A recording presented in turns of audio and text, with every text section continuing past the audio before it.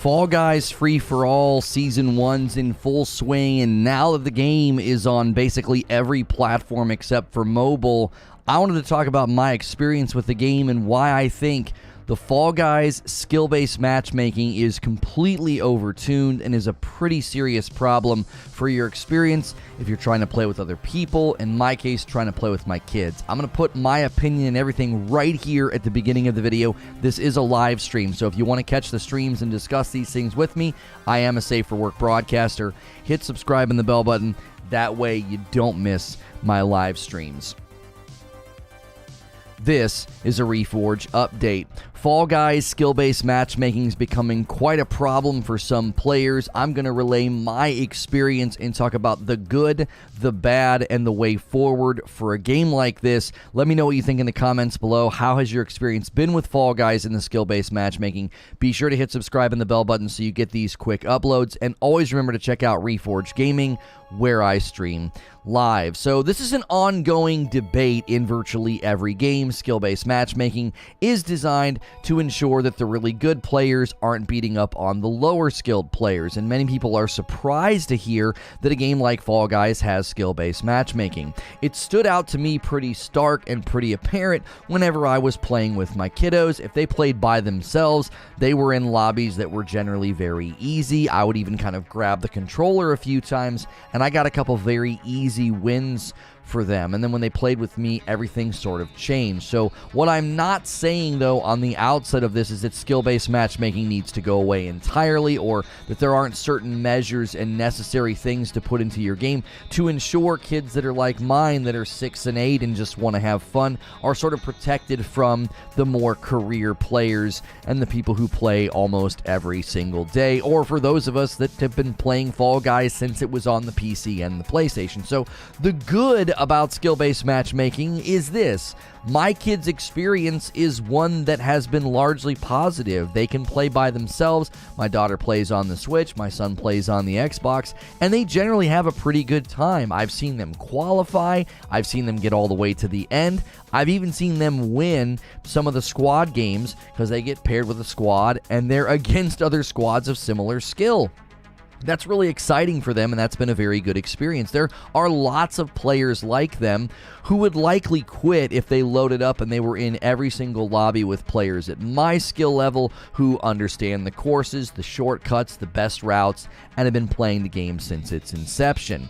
This is a business decision at the end of the day. They want people in the game having a good time, earning their kudos and buying things and spending money in the store, and you can't have people getting absolutely stomped, because then they really wouldn't have much fun. They would just try to qualify and get kicked out.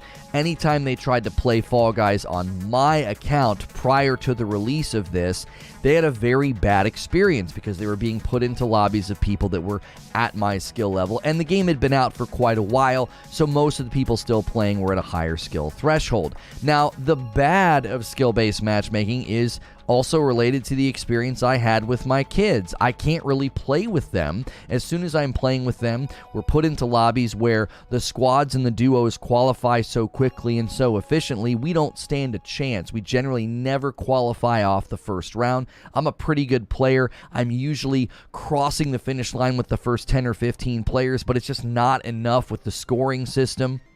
There were even times where the scoring seemed a little broken and didn't make much sense. You know, people were completing after us and, pushing us down, which was a little odd, but it's likely because the front half of their squad completed so early. Even playing by myself, it has been breaking matchmaking. I went on a bit of a win streak in one of the new game modes, and it just wouldn't put me in a new match. It wouldn't put me in a new match. It wouldn't put me in a new game. I had to go into another mode, intentionally lose and disqualify, and then go back, and then it magically found me a game, and then it got kind of sweaty. You could tell I was playing against people who knew what they were doing. I don't necessarily only want to play against lower skilled players, but you can see how there's a bad side to skill-based matchmaking. It can make it hard to play with people of lower skill, and it can sort of punish you if you go on a bit of a win streak. So, what's the way forward? With every game when this subject comes up, I generally say the same thing. You have to remove the stigma of ranked and unranked unranked playlists. Generally, the casual players or players of lesser skill, they're a little scared of a ranked playlist. That's a stigma there that it's going to be hardcore and sweaty, and nobody wants to go in there and lose rank or not do well, but a ranked playlist would actually be the savior of the players of lower skill. They would always be in their threshold of skill for the most part and generally have a very, very good time. It would also allow the more hardcore players to go in there and sweat it up and earn rewards. You've got to put great incentives in there for people to want to spend time in ranked. And then unranked is perfect if I want to play with a mismatched squad. If I want to play with a 6 and an 8-year-old, I don't have to worry about my record and my win record and skill sort of ruining the experience. I think the big problem is ranked and unranked is a lot more complex and hard to make and hard to tune. Lots of games do it. It's kind of always in flux and debated by the community. I think a lot of companies are just saying it's easier, more effective to just do skill-based matchmaking. As always, let me know what you think in the comments below. Hit subscribe and the bell button, and I'll see you in the next video. And I'll see the rest of you right now. Good morning, good afternoon, and good evening. Yes, surprise, surprise, there is skill-based matchmaking in Fall Guys, and it had a pretty bad and negative effect on my experience with the game and trying to play with my kiddos. It has made it virtually impossible for us to play together, whether we do duos or whether we do squads. It is just one of those situations where we don't even really, they basically play by themselves now. My daughter prefers to play by herself on the Switch, and then anytime I've played with my son, he quickly is just like, I'm going to go back and play by myself. Yo, what's good, Feed? Good to see you in the chat. Guys, we had a really light turnout this morning. I don't know if people just aren't interested in the subject or the game. I actually thought this game was kind of hot, and when we covered it, we had a lot of people that wanted to see it, and a lot of people tune in. We had a lot of people tune in and participate in our community game night, so we're going to have to carry this stream on our back. Make sure you're smashing that like button. The news cycle is a little dry right now, so we're just going more opinion pieces and grabbing things that we think are something I could be passionate about and talk about, but that also means we're going to have to kind of rise to the occasion as a community and really carry these streams to tell YouTube you're having a good time. Easy way to do that is to smash the like button.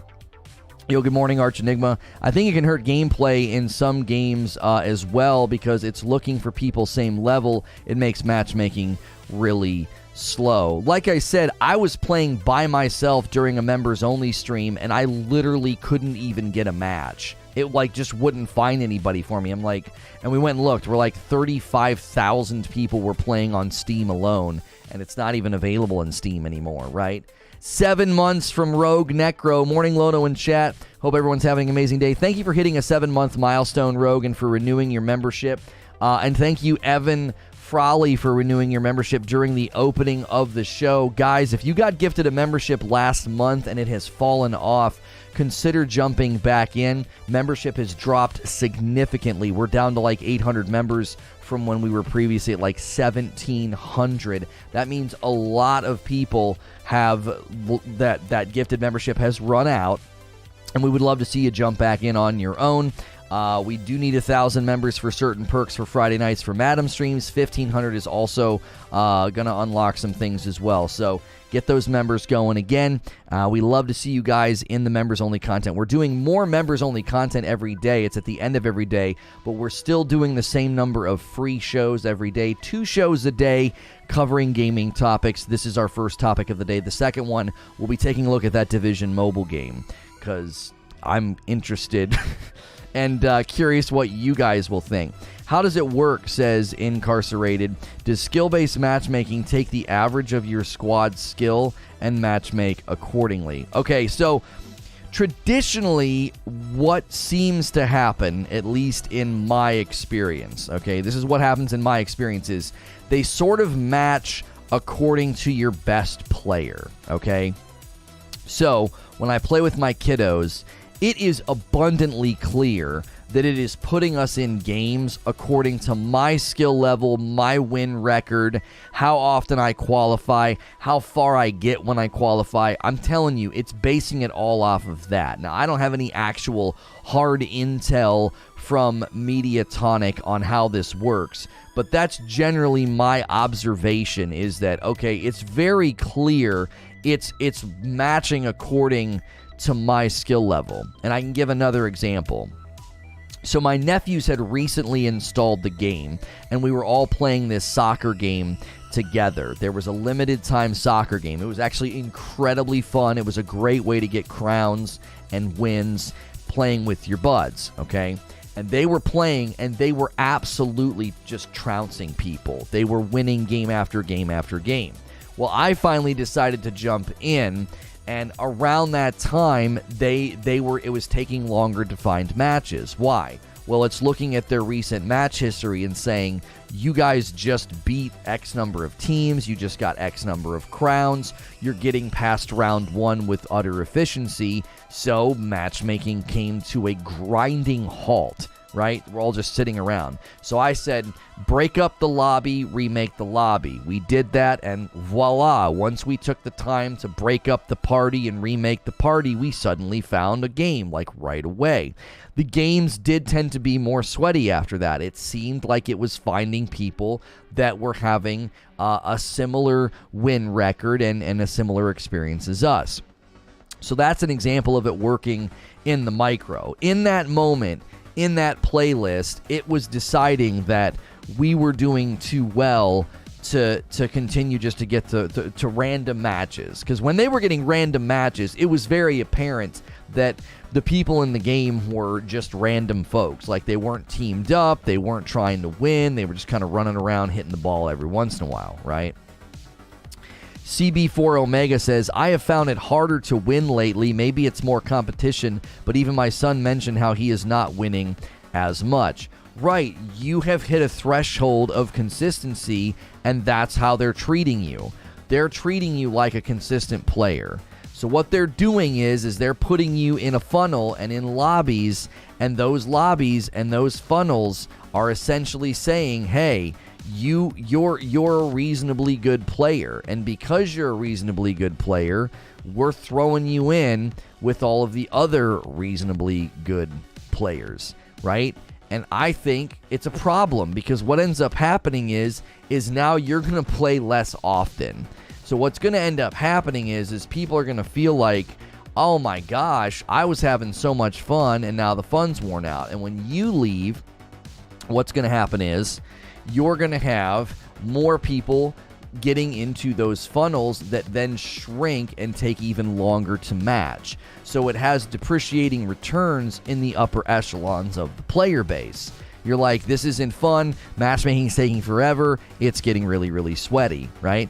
And so you end up just chopping, you continue to, it's like, imagine it's like a loaf of bread, and you're going to one end of the loaf of the bread, and you just kind of keep chopping it off. Like, you're losing size on that edge of the spectrum. So what ends up happening is the people right now that don't win as often as you, aren't as good as you, they're going to start to feel that pain once enough people at your threshold leave. They're going to be like, oh my gosh, where are all these sweaty players coming from? It also makes it take longer to complete challenges. Right, your daily login, your weekly challenges, your daily challenges, those things start to be more challenging to complete because you're in the sweat funnel. And it's like, my gosh, I can't even qualify past second round. What do you think of a fun lobby option, says Victor, where there are no rewards or progress, so kids or the unskilled can play? Most normal or skilled players wouldn't use that since they won't earn progress. It depends, though, Victor, because my kids are 6 and 8, and they love getting the rewards at the end, right? It'll just result in people smurfing, tanking, being AFK. Right, like, make sure and smash the like button, guys. Let's turn the rudder here. We need 17 more. Let's have a strong start. Let's get a poll going as well. Fall Guys, skill-based matchmaking. What do we want to ask? Should it be removed? Yeah, let's just make it a really, really sharp question this morning. Yes or no? Should it be removed? because I'm actually not arguing for its removal, but there are people that think it should be removed. I think it is overtuned. It is so extreme. Like, I should be able to play with my kiddos and have a good time. It's so overtuned. It's like, oh, whoa, we got a guy here with 41 wins on his career record. He's a career player. This guy's been playing since the dadgum game came out. You know, we can't have that. Can't have that. And you're throwing me into lobbies with other people of similar skill. I'm not saying I shouldn't have to play against people at my skill level, but you make it impossible for me to play with my children. It's like we basically all play by ourselves now. Like, that's what the skill-based matchmaking has done. How would you feel about a mechanism where your skill level would be ignored and it would matchmake with your kid's skill level, but you have to accept a slight handicap, like a slower move speed? I mean, that gets touchy, and here's why, okay? Because how on earth would I know the degree with which they're slowing me down? Does it, like, pop up and tell me, like, hey, you're going to be moving at this reduced speed level because you're in the, like, you know what I mean? And then how am I going to have any good reflexes if, like, every game it's a slightly different handicap? Now, if the handicap is always the same speed reduction, I think the general problem there would be the game's not built around that. So there would be jumps, there would be maneuvers, there would be dives that you simply couldn't do because your player wouldn't be fast enough. It would break down basic, like Fall Guys gameplay centers around pretty basic concepts like forward momentum, jumping, diving, grabbing, using jump pads, etc. There's even like speed boosts in the game and things like that. So I don't think you could just randomly be like, oh, you're a really good player, you're going to move slower now. It would make it to where I just couldn't do fundamental things in the game properly, and then I would just fail. I wouldn't even qualify.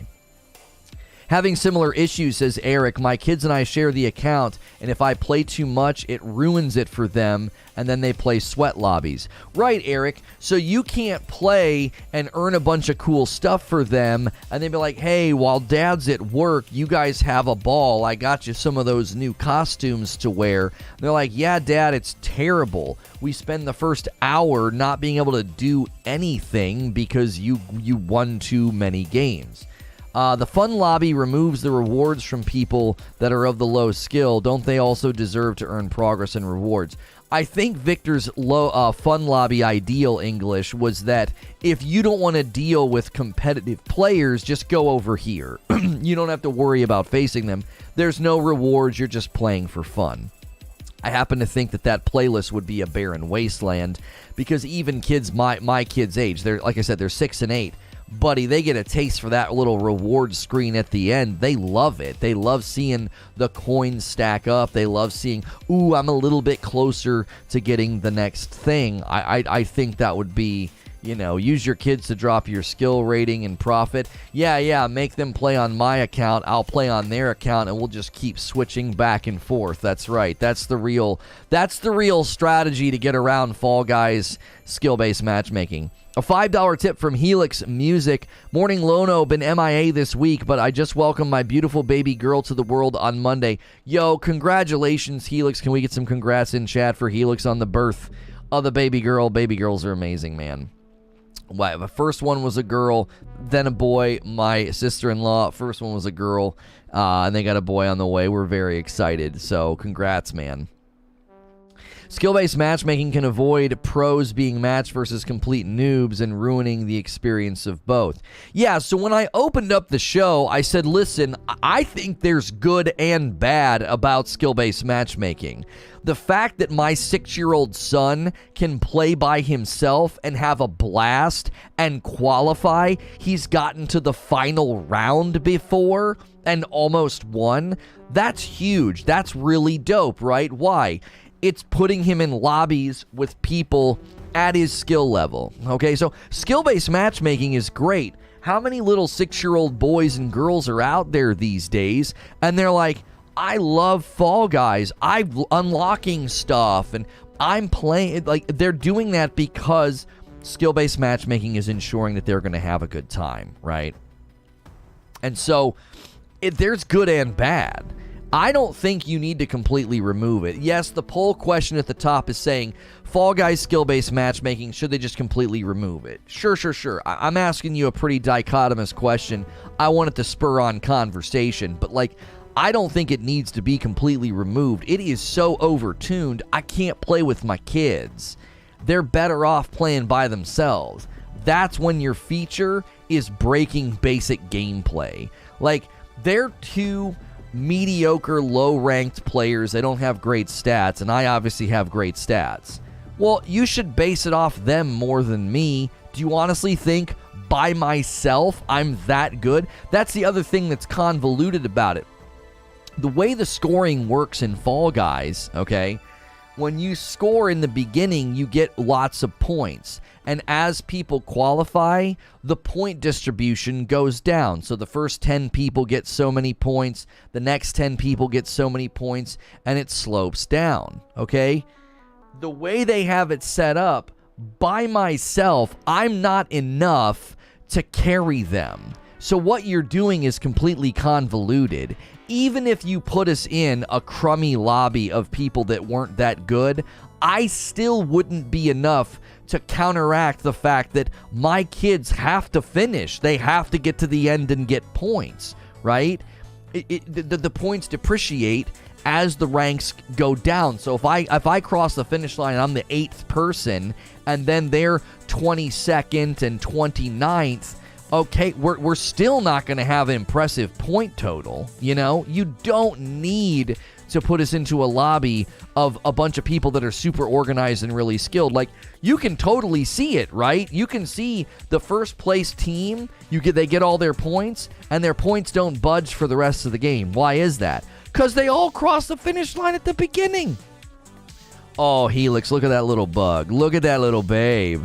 That's adorable. Sven says, skill-based matchmaking shouldn't be removed. That'd be awful for everyone involved. But maybe skill-based matchmaking prioritization, whoever is in the lobby owner would be a better fix. Right. Could you, though? The problem with that is, Sven, could you just potentially sandbag? I mean, just pull in a total bot Smurf account, and you and your 3 friends just have your way with every lobby you go into.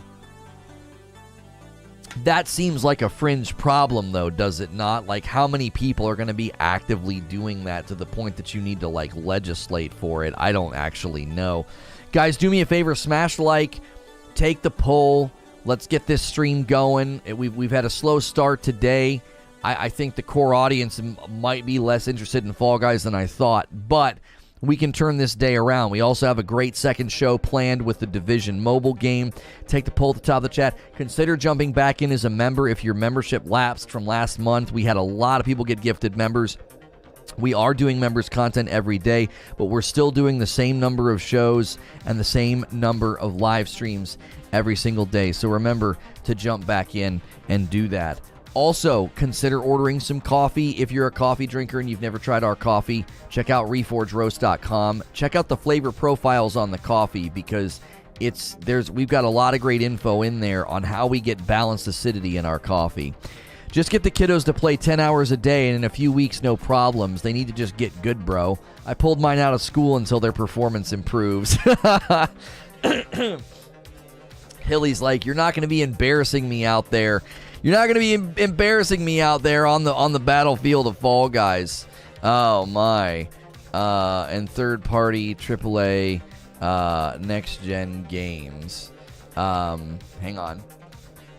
We are, let's see. Xbox Series S. And then shorts.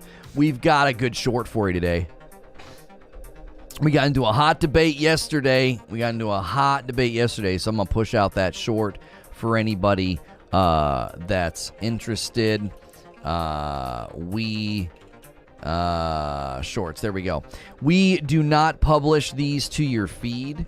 We do not publish these shorts to your feed, but if you ever see our shorts on that short shelf on the mobile device, give them a watch-a-rooney. Give them a watch-a-rooney and give them a like. You know, do all those things. Give them a watch, give them a like, give them a comment. We just pushed one out about the Xbox Series S prediction that I made yesterday.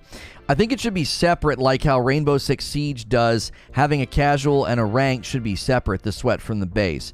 Mr. Glum, We've had this debate many times. We've had this debate many times, and I've always said essentially what you just said is, why can't you just do ranked and unranked? I just don't understand. I think the answer to the question is it's too expensive. They're like, we don't freaking care. We're not going to develop an elaborate ranking system with ranked and unranked, right? If you ever see my shorts, please give them back. Nah, that's pretty good. That's not bad, Weed Man. That's not bad. Like, I just think that's the fundamental answer. Is they're like, listen, it's too expensive and takes too much time. Skill-based matchmaking works for the lion's share of the player base. The average person jumping into Fall Guys gameplay is having a perfectly fine time. You know, you guys that play like crazy and win all the time, that's fine if you stop playing. There's not a ton of you anyway. I recommend watching Josh Menk's videos, GDC videos. The man is the creator of the matchmaking system in StarCraft 2 and Call of Duty Black Ops 2 system and Halo 5s. What does he add to the conversation? You got any tidbits for me? I'm not going to go and watch that. I'm just going to be straight up with you. I don't really have time. I mean, I might watch it like in the morning or throw it on in the background when I'm showering or something, maybe, if I feel like it's going to, like, sell me on what it's going to add to my commentary.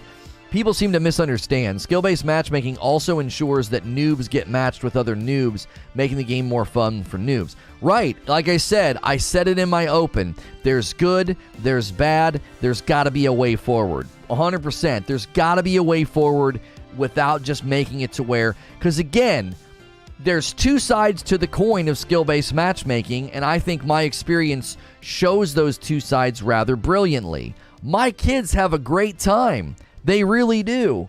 They can play by themselves. They consistently qualify. They have a really good time. And then all of a sudden, if they want to play with dad, it's a dadgum tragedy. Like, we never qualify. We never get anywhere. We don't have a good time. So there's two sides to this coin. Is there not a middle ground? Is there not a middle way, right? I don't think people take the game seriously enough to have a ranked mode. I think they would, Sven. Have you seen that career record path where you get so many wins and you get like gold skins and you get like really cool items? There are people, I'm seeing them in the game, and they flaunt that stuff when they get it. If you see people with a skin that looks familiar, but it's like shiny and gold like a dinosaur or something from the earlier seasons, those homies are playing. They are winning, and they're showing off the goods. I'm all in favor of keeping lower skilled players out of my lobbies and off my team, says Eugene. Skill-based matchmaking doesn't only pair you against evenly skilled people. That would be a bad experience. They pair you against people you can beat. They pair you against people you can that can beat. Then they pair you against people that can beat you. Generally speaking, my experience with the way that they do the scoring distorted, they are putting us in lobbies of squads of people at my level, and that's the problem.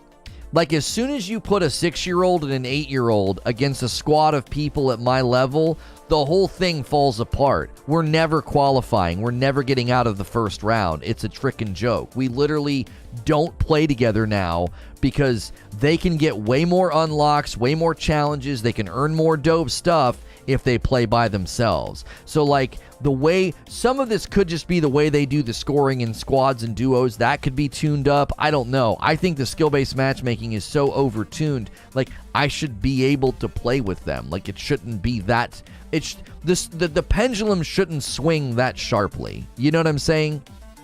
Ant says, let's turn the picture and argue alongside the skill-based matchmaking. How about we incentivize progression? Round 1, get a cookie. Round 2, get 2 cookies. And then winning 4 extra proper progression.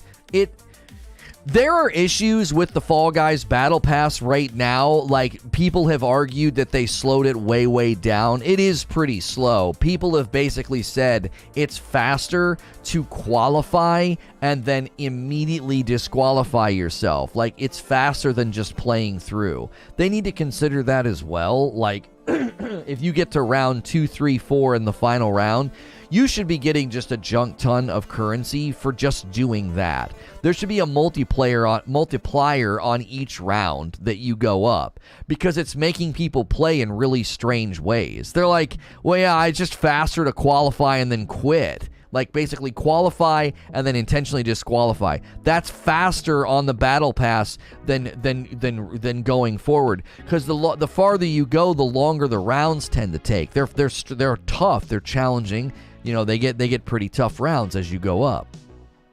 Josh Mank discusses how skill can be properly used for matchmaking and how good matchmaking can free gameplay designers to design with depth, and suggests best practices for ranking systems. Oh, okay. That's probably a pretty good talk. Why is nobody listening to him? Like, how old is the video? Then the kids get stuff after getting dumped out round 2 when playing against sweats, so they can play with dad and still feel like being rewarded. This is a party game, not CSGO. I'm trying to understand what you're saying, Ant. You're saying the kids get stuff after getting dumped out of round 2 when playing against sweats, so they can play with dad and still feel like they're being rewarded. Yeah, but it's not that simple, Ant. You can't just start giving people something for round, like, hey, you played a round. We're not even qualifying in round 1. We're not even qualifying. We literally can't get into the second round. So there would not be some scaling reward system that would work. It'd be like, yeah, no, you didn't even make it. The Call of Duty game's skill-based matchmaking specifically aims to put everybody at a 50% win rate, even the highest bracket players and Johnny No Thumbs. Right, and the problem with that, Techno, is if you do that in a game like Fall Guys, that doesn't work because I have to qualify to go to the next round. So if you give me like a 50-50 win ratio, which I don't even think they're doing that because it's not that kind of game. It's a really good video. He's done multiple videos over the years. I recommend all of them because he explains everything in great detail. Distorted says, I don't think people should have to make sure their accounts for their kids to be able to play the game. Oh, right, like I'm supposed to make an alt account, but realistically at the moment, probably the best way to do it currently. Yeah, and then I'm basically not earning anything. I'm playing on some dummy account where, you know, and I just don't know how long it would take, though, Distorted. How long would it take? Because are they basing my rank? Are they basing my skill ranking, however they view me as a player? Is it based off of how well I play or how well the squad does? Because if I'm consistently crossing the finish line in the top 10, it might take literally a handful of games and we're back in the problem again. That's not skill-based matchmaking, that's win manipulation, for sure. Yeah, but that's how they do it. That's how they do it. The kids still notice they're not getting over the line. Without the parent, they do get through the rounds. Kids really notice this stuff, not just the rewards. Right. My kids have consistently said things like this. Oh, I made it a lot further that time. Oh, I almost got to the end. Like, they're well aware of their own improvement, and they're well aware of when they're close to the end of the course and they don't make it. They're 100% tuned in to how well they're playing. And when they play with me, all they know is they don't even get to finish the course. Or they do, and then it pops up at the end, disqualified. Well, they can play by themselves, and guess what happens when they make it to the end of the course? I mean, they automatically qualify. That's all you have to do to qualify when you're by yourself. The point system for squads, it's like a rug pull. It's like a rug pull. They're like, well, I got to the end, I crossed the thing, but we didn't get enough points. We got disqualified. And I also think this has been pretty consistent. When we play squads, it's me and my two kiddos, meaning there's a fourth slot. They got to give us somebody. Do you know what they really commonly do? They don't give us anybody. It's like they're trying so hard to like anchor my team. Oftentimes, the player they give us never finishes. They're like running into walls, like they put an infant on our team or nobody at all. And it's like, well, Jiminy Christmas. Not only are you putting me in a tougher lobby, you're going out there and you're finding a bad player to put on my team or no player at all. Like, what? How is their squad experience without you? My son plays squads. He played squads numerous times on his account, and he was consistently getting to the final round. He was consistently getting to the 6th shirt. Thank you, Popping Dolphins. Guys, don't forget we have multiple ways to support the channel. It's totally free to hit subscribe. It's totally free to hit the like button. Do me a favor. Hit the like button if you haven't already. We're trying to carry the stream. right on our back. Try to get us to 200 likes if you haven't done it yet. I know on mobile it's a little bit of a bummer. You got to close chat to hit like, but it does help the video. You can also use the shirt command if you ever like the shirt that I'm wearing. The command will take you to the shirt collection that it comes from, and you can use my code for a discount. You can also order coffee or become a member. Those are great ways to support what we do here. We almost never run ads during the stream, and that's why we really encourage people to consider doing membership to support the channel. I'm confused how your team gets placed when playing squads. Is it an average of the two partners? So, Tommy, the points given to each player depreciate as people qualify. So the first like 5 people, they get like 40-something points. After that, you're getting like 20-something points. After that, you're getting like 10 points. After that, you're getting like 5. After that, you're getting like 1, right? And so I qualify early and I get us a ton of points. And then they qualify and they get us a little bit of points. I can see at the scoreboard how the other teams are doing. I kid you not, I see squads in like the 120s. They're literally putting us against squads, and the entire squad's finishing in the top 10, top 15. You're never, like, when you're in a lobby like that, you're completely screwed. You need to be in the top 9 or 11 squads to qualify, and like the top 4 or 5 people just absolutely dominate. The top 4 or 5 squads, I'm sorry. And then all the squads beneath them are of similar skill. It's unbelievable. Instead of just balancing matches, they force imbalance for the sake of the win ratio. Oh, for sure. That's been in so many games. I don't think that's just in Call of Duty. Squad's so sweaty when I play, says Rare Barney. I don't like playing squads. The team stuff is more based on how far your team gets. How well you did on your own outside of completing matches doesn't matter much. That's why it doesn't make any sense to match us according to my ranking. It's like you're literally setting us up for failure because the point system already is going to be a challenge for us. Yo, what's good, old soul? Like, the point system in Fall Guys gameplay, like when you're playing squads, the point system's already going to be ridiculously hard for us. If you put me in a mediocre lobby, we're still going to struggle because we're still going to have my son crossing the finish line as like the 30th player or something. Even when he's playing really, really well, he's going to struggle to be up there with everybody else. And that's fine. He's 6. So it's like, we're still going to struggle to qualify even if you just completely threw us into random lobbies. What's up, Forgeborn, says Old Soul. Yeah, we need a title for members. What do we call people for members? You know what I mean? Who's going to be the first member of the day and who's going to be the first coffee order? Press that blue join button or use the join command in chat. All the progress in Fall Guys honestly feels super slow. Oh, the progress on the Fall Guys Battle Pass is ridiculously slow. It was complained about almost immediately. Almost immediately, people were complaining about it. They're like, this takes way too long. Yeah, Re-Homies. Yeah, Ray Homies. Ray Home. Oh my gosh. I think having a ranked mode in a game like Fall Guys defeats the purpose of it being a party game, or am I missing something? Well, let me make an argument for Fall Guys doing ranked, right? Let me make an argument for Fall Guys having a ranked system. Number one, they already have like a career win battle pass where the more wins you get, it slowly adds up and you get like really, really cool rewards, okay?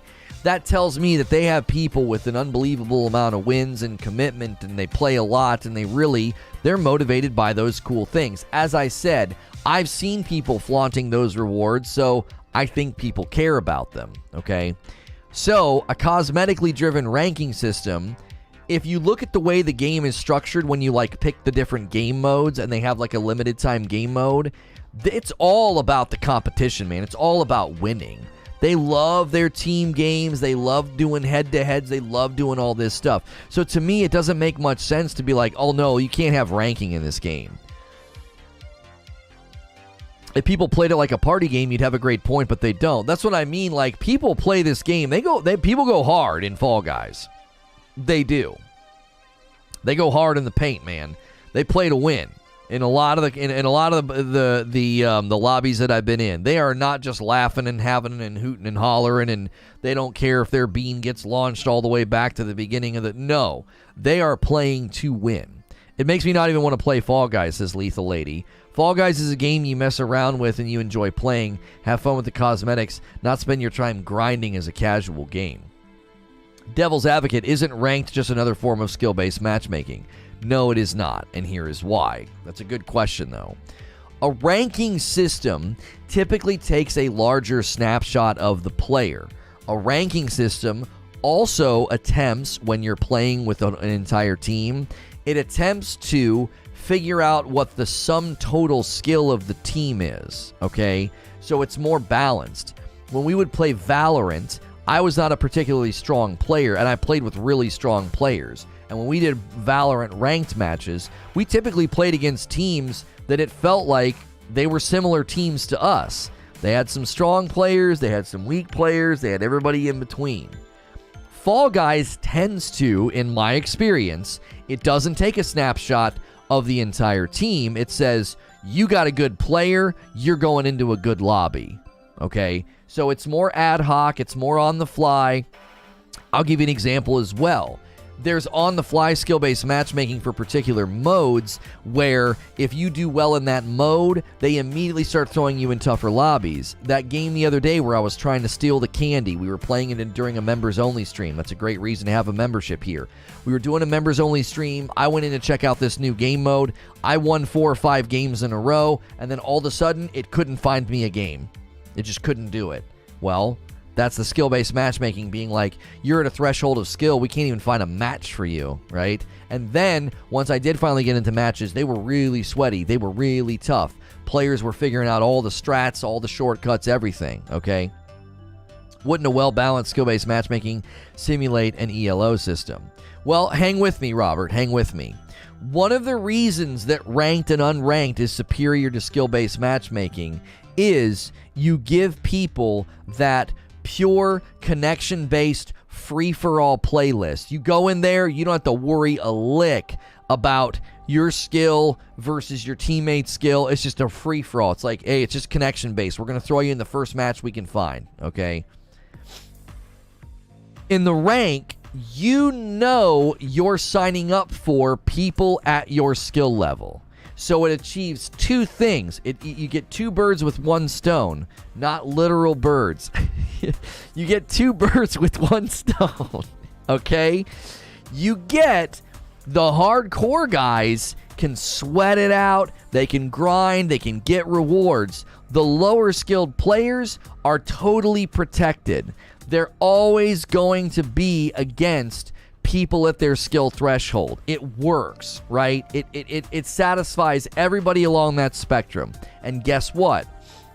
If you're a more mid-lane, average, above average, higher skill player, if you're from like the 60% and up, you might get a little annoyed with the ranking system, okay? You might get a little annoyed. You're like, it's getting a little sweaty, I'm getting a little frustrated, and then you go over to unranked. It's like when you get too hot in the jacuzzi and you go get in the pool, and you're like, you like almost get the cool off, right? Then you go back and forth. That creates a much more healthier system for the players who play a lot and have lots of skill, because they get to determine what type of lobby they would like to go into. While all this is happening, okay, while all this is happening, your lower threshold players, your 45% skill threshold and down, like all the way down to the potatoes who just run into the wall, they are generally protected from all of this nonsense because they're like, I don't want to face people that are much better than me. I'm going to go over here to ranked, and I'm just always going to be playing against people that are at my threshold of skill. Now, you have to be careful with that because if you limit it too much, you could have players who are literal potatoes. They'll never find a match because there's just not enough of them. You have to open up the parameters and be like, okay, potato to, the 6-year-old skill level, like my son, we're going to throw all those guys in a lobby together. First new member of the day, Kevin Yu. Let's get a member train going. Click join, gift some members, do something, get involved. We're constantly doing content for members here. Make sure you're in the Discord if you're a member so you don't miss the members only content. Kevin says, skill-based matchmaking increases your diminishing returns of fun and replay value. The more proficient you get at a game, i.e. the better you get, the harder it is to excel. That's exactly right. It creates this trajectory of exit. You're like, I'm not going to play, right? Eugene says, this game lets me play my military sim Barbie fantasy. You can take that one seriously. This other one, you're a cartoon bean, not allowed to take seriously. Okay, settle down, Eugene. But Eugene's right. The appearance of the game doesn't mean that people don't take it seriously. Like, look at Fortnite. Everybody made fun of Fortnite. Look how serious people take that dadgum game, right? Techno says, most skill-based matchmaking lock you in your skill bracket. You do good enough for a couple games, and it throws you up a bracket just to get stomped back down out the next game. So if everyone, I hope you're doing well. Good to see you, Kevin. Thanks for doing the membership. It's just weird because Fall Guys seems like such a casual, fun group game. It feels strange to even have a try-hard ranked mode, but I agree it would help. Well, here's the reality, Narwaffle. They either do ranked and unranked, or there's three choices. You do ranked and unranked. You do some version of skill-based matchmaking. There's a spectrum on this option, okay? So the middle, we'll call it option 2. That option, obviously, there's a spectrum. Sometimes skill-based matchmaking is super extreme. Sometimes it's not. And then there's no skill-based matchmaking at all. So there's absolutely no skill-based matchmaking. There's some version of skill-based matchmaking, and then there's ranked and unranked. Like, those are your three choices. So if you're going to be jumping into Fall Guys gameplay, and your experience is that the better you play, the worse it gets, that probably means that skill-based matchmaking is pretty tuned up. It's over-tuned, or it's tuned up to a degree that you can frickin' feel it. Like, I felt it in the candy game. Won 5 games in a row, got that cool achievement. Oh, that's crazy. That was so funny. So many of these players are dadgum clueless. All of a sudden, I can't find a server. I can't find a match. There were 35,000 people at that moment in time just playing on Steam alone. I was playing on the PlayStation 5. You're telling me there's probably anywhere from 20 to 40, maybe more, thousand, somewhere between 30 and 50,000 people playing on the PlayStation at that given time. I guarantee you there's about that many people playing. If there's that many people playing on Steam, the game's not even available in Steam anymore, and it had like 33,000 people playing or something like that. So you can't find me a game? I'll tell you why you can't find me a game. Because I won a bunch, and the skill-based matchmaking's overtuned. You know, let me play with my kiddos. My kids playing by themselves, they consistently qualify, consistently get to final round. They've even won a couple of games. Play with me? No. We don't ever qualify. We don't ever get past round 1. Because it's like, well, you got a good player in your lobby. You got Lono. You got username Reforge TV. So if he's in there, we got to put you in lobbies of people that are at that skill level. So, like, you have 3 choices, okay? Do you do ranked and unranked, skill-based matchmaking, or no skill-based matchmaking at all? Now, there's a poll at the top of the chat, okay? Fall Guys SBMM, which is skill-based matchmaking. Should it be removed? We don't have enough votes on this poll. Make sure and cast your vote. We've got tons of people here, tons of likes, and we don't even have 200 votes yet. So let's get some more votes on this poll. 58% of you are saying, yes, remove it. I want you to, if you voted for that, I want you to argue in chat why you should just remove it. If it shouldn't be removed, I want you to argue in chat why it shouldn't be removed. What's your reasoning behind the vote that you cast? Mike Quad says, what's up, Lono? Got a new job, and now I'm working lurk while at work. Good to see you in the community again. It's been a year and a half. Good to see you, Mike Quad. I remember your name. I remember your username from Purple. Abe says, am I crazy for thinking Fall Guys has no business having skill-based matchmaking? It's not Call of Duty or CSGO. There aren't Fall Guys pros who go to massive tourneys. It's a laid-back game. Here's the issue, Abe, okay? It's a kid game. No need for it. I wouldn't say that it's a kid's game. This game is probably massively popular across all age spectrums, okay? Their user-base age difference is probably pretty dramatic because I don't think me being 40 and my kids being 6 and 8, I don't think that that's anomalous. I think tons of people play this game, and that's the spectrum of the people playing, right? So the reason you need Fall Guys skill-based matchmaking is because of the experience that my kids have had. There's 2 sides to the coin. My son qualifying, getting unlocks, getting to the final round, right? That's massively important for him to have that experience, because there are lots of players at his skill level. There's lots of 6-year-olds out there booting up this game and playing it on their Nintendo Switch, their Xbox, their PlayStation, their PC, their whatever, okay? And if that's the case, you need him having a good time. It's a business decision at a certain extent. We can't have all these 6-year-olds having a terrible time. They'll put the game down. What do you think my 6-year-old son would do if he booted up Fall Guys and most of the time he didn't even get to finish? He just gets disqualified and goes back to the lobby. What do you think he's going to do? He's going to quit. How do I know this? Because he did before. When we only had Fall Guys on one account, before it went Fall Guys free for all, okay? We had my account that you could either play on PC or PlayStation, and it was the same account. All my progress was synced.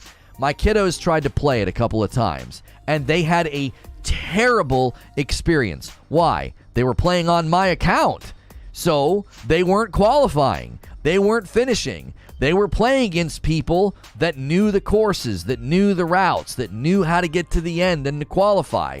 And so they spent most of their time back in the lobby or matchmaking. They didn't play Fall Guys for very long. Now, fast forward to when it goes free and they each have their own account that they're playing on. That's all they want to play is Fall Guys. Why? Because they're getting to the end. They're qualifying. They're finishing the race. They feel really good about that. They want to keep trying. They want to improve. So skill-based matchmaking quite literally changed their entire experience to the point that they're now a fan of the game. They went from being somebody who was like, we don't want to play the bean game, Papa. It's too hard. It's too hard. We always have to hand the controller to you. To now, leave me alone. I'm playing on my own. Leave me alone. I don't need your help.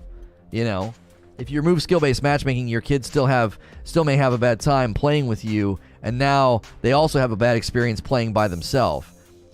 Well, I think it's overtuned, Fran. I don't think you should remove it. I think it's overtuned. I should be able to play with them in a squad game and not have the lobby feel like a dadgum tournament, right? It's like, what's happening? Creature says, there aren't any Fall Guys pros yet. Look at the games they're crossing over with and the events. There aren't pros yet. Didn't they just announce 50 million players? I'm not sure. Jake says, okay, sure, kids game is one thing. The game is open to all ages. The other games are technically age restricted. That's the big difference, says Jake. Freddie says, saying laid-back game is the reason to have skill-based matchmaking so that everyone can win at least once in the night. Rare Barney says, while I still view this as a party game, there's a large majority of people that sweat, so while I might disagree with skill-based matchmaking, I understand why it needs to be there.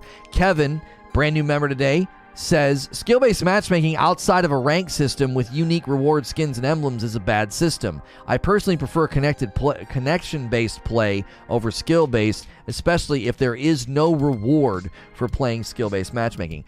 I agree with you that if you're going to put me in games according to my skill, you're basically putting me into a quasi-tournament. I better be rewarded handsomely for this, right? I better be rewarded handsomely if you're putting me into a funnel of sweat.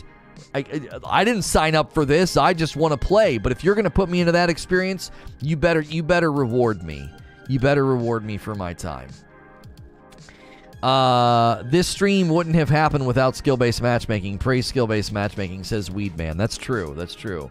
Has anyone seen the Steam ripoff? I think it's called Trip Bros or something similar. They have a ton of other game modes. Yeah, I've seen some fakes and some, like, you know, fall beans and different things like that on mobile. That's why when I interviewed the guy at E3, he was terrified that somebody was going to get to the idea first. He's like, oh, somebody's going to beat us to this idea. Like, it's too good. It's too good. Guys, make sure you're smashing the like button and taking our poll at the top of the chat. We need 30 more likes for 200 likes. We have 226 votes on the poll. Fall Guys, skill-based matchmaking, should it be removed? I'm arguing that for Fall Guys gameplay, the skill-based matchmaking is a problem. It has been completely overtuned. Lauren says, if it isn't ranked, it shouldn't be skill-based matchmaking. Never. It should always just be random luck. They had a horrible time because they were on your skill-based matchmaking. Without it, some games would be okay, others they'd get wrecked. Lauren, I don't think there's a way for us to know that. I do think skill-based matchmaking is giving my kids a good time. I really do. Offline difficulty selection mode, easy, medium, hard. I don't know if that would work because they want the rewards. We all overestimate how good we are and don't realize the skill-based matchmaking pretty much benefits us all. Maybe, if I can't get into a match, I don't know. If I can't get into a match, that's not benefiting me that much, I don't think. Victor says, maybe keep skill-based matchmaking in solo matches, but ranked, unranked, and duos and squads. You know, I could actually see that, Victor. I actually think that might be the solution. Let me think about that for a second. So if I play by myself, it's going to have that skill-based matchmaking. It's generally going to pit me against people of my skill level. I do think there's a pretty low skill ceiling on Fall Guys. You can only get so good, okay? So, if I'm playing by myself, I feel like that's fine, because that would protect my kiddos when they play by themselves. It would mean that I got to play pretty well if I want to try to win, but if I play in squads or duos, I don't have to worry about that. Like, I'm not going to ruin their experience. I think that might be a pretty good solution. Sci-Fireman says, all-out skill-based matchmaking is not good. Zero skill-based matchmaking is not good either. I don't know where the middle ground lays, but matchmaking needs to be fun for as many people as possible. Age restrictions doesn't equal serious, and lack of them doesn't equal laid back, says Eugene. Bunch of people projecting, for sure. Abe says, some lobbies your top 5, others your bottom 5. It's the name of the game. I'm not expecting to be the best in every lobby. I'm not either, but if my kids can consistently have a good time by themselves, and then they play with me, and we never qualify, then something is wrong. Something is amiss. That's too lopsided of an experience. That's a great way of putting it, says Siege Master. I play this game casually, says MickD09. For hardcore Fall Guys gamers, is this a turnoff? Will you all keep playing if you are all in sweaty matches? I don't play enough for this to affect me. Butter says, skill-based matchmaking sucks because you're always being crushed and you never constantly dominating in gaming in general. I agree it's overtuned, says Casey. Call of Duty has always had skill-based matchmaking. It's just always turned way down. Ashton says, at the very least, I'm glad there are no more team games in solo now. Oh, yes, that was such a nice change. The team games in solo was so frustrating. You'd be cruising and just crushing, and then it would put you on a team of dum-dums. It's like push the ball. What is SBMM? SBMM, so when you see Fall Guys SBMM, that's Fall Guys skill-based matchmaking, meaning it's matching you against other players according to your skill. Maybe in a group it'll take the average. Creature says, that's not the way these games are done. They target older brother and dad, and then younger brothers are a given, says Creature. Skiffy says, it's okay when just I suffer, but when I can't play with my little nephews without ruining their time, it's not fair. That's my argument. If, like, you're making it to where I can't play with my kiddos, that seems completely counterproductive. If you're just hitting subscribe for the first time today, welcome. We do a show like this Monday through Friday. We do multiple shows a day. I am safe for work, so consider hitting subscribe and tuning in throughout the week for all different sorts of video game news coverage. We are discussing Fall Guys right now. What do you think of the skill-based matchmaking? My experience is that it has been overtuned. It helps my kiddos when they play by themselves, but when they play with me, it's a nightmare. It's just not fun, so we've basically stopped playing together. We all sit in the same room and play by ourselves.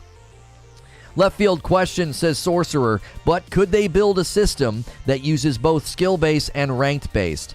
I mean, you could come up with the hybrid Sorcerer, so like when I'm playing by myself, it feels more like ranked, and then when we're playing as a team, it tries to like average out the skill of the team or something, so it's more ad hoc and on the fly. Like if you get matched with some guy who's a dadgum champion because he's just in squads trying to help people, well, you know, he shouldn't drag you into some lobby that's awful just because you guys got teamed up.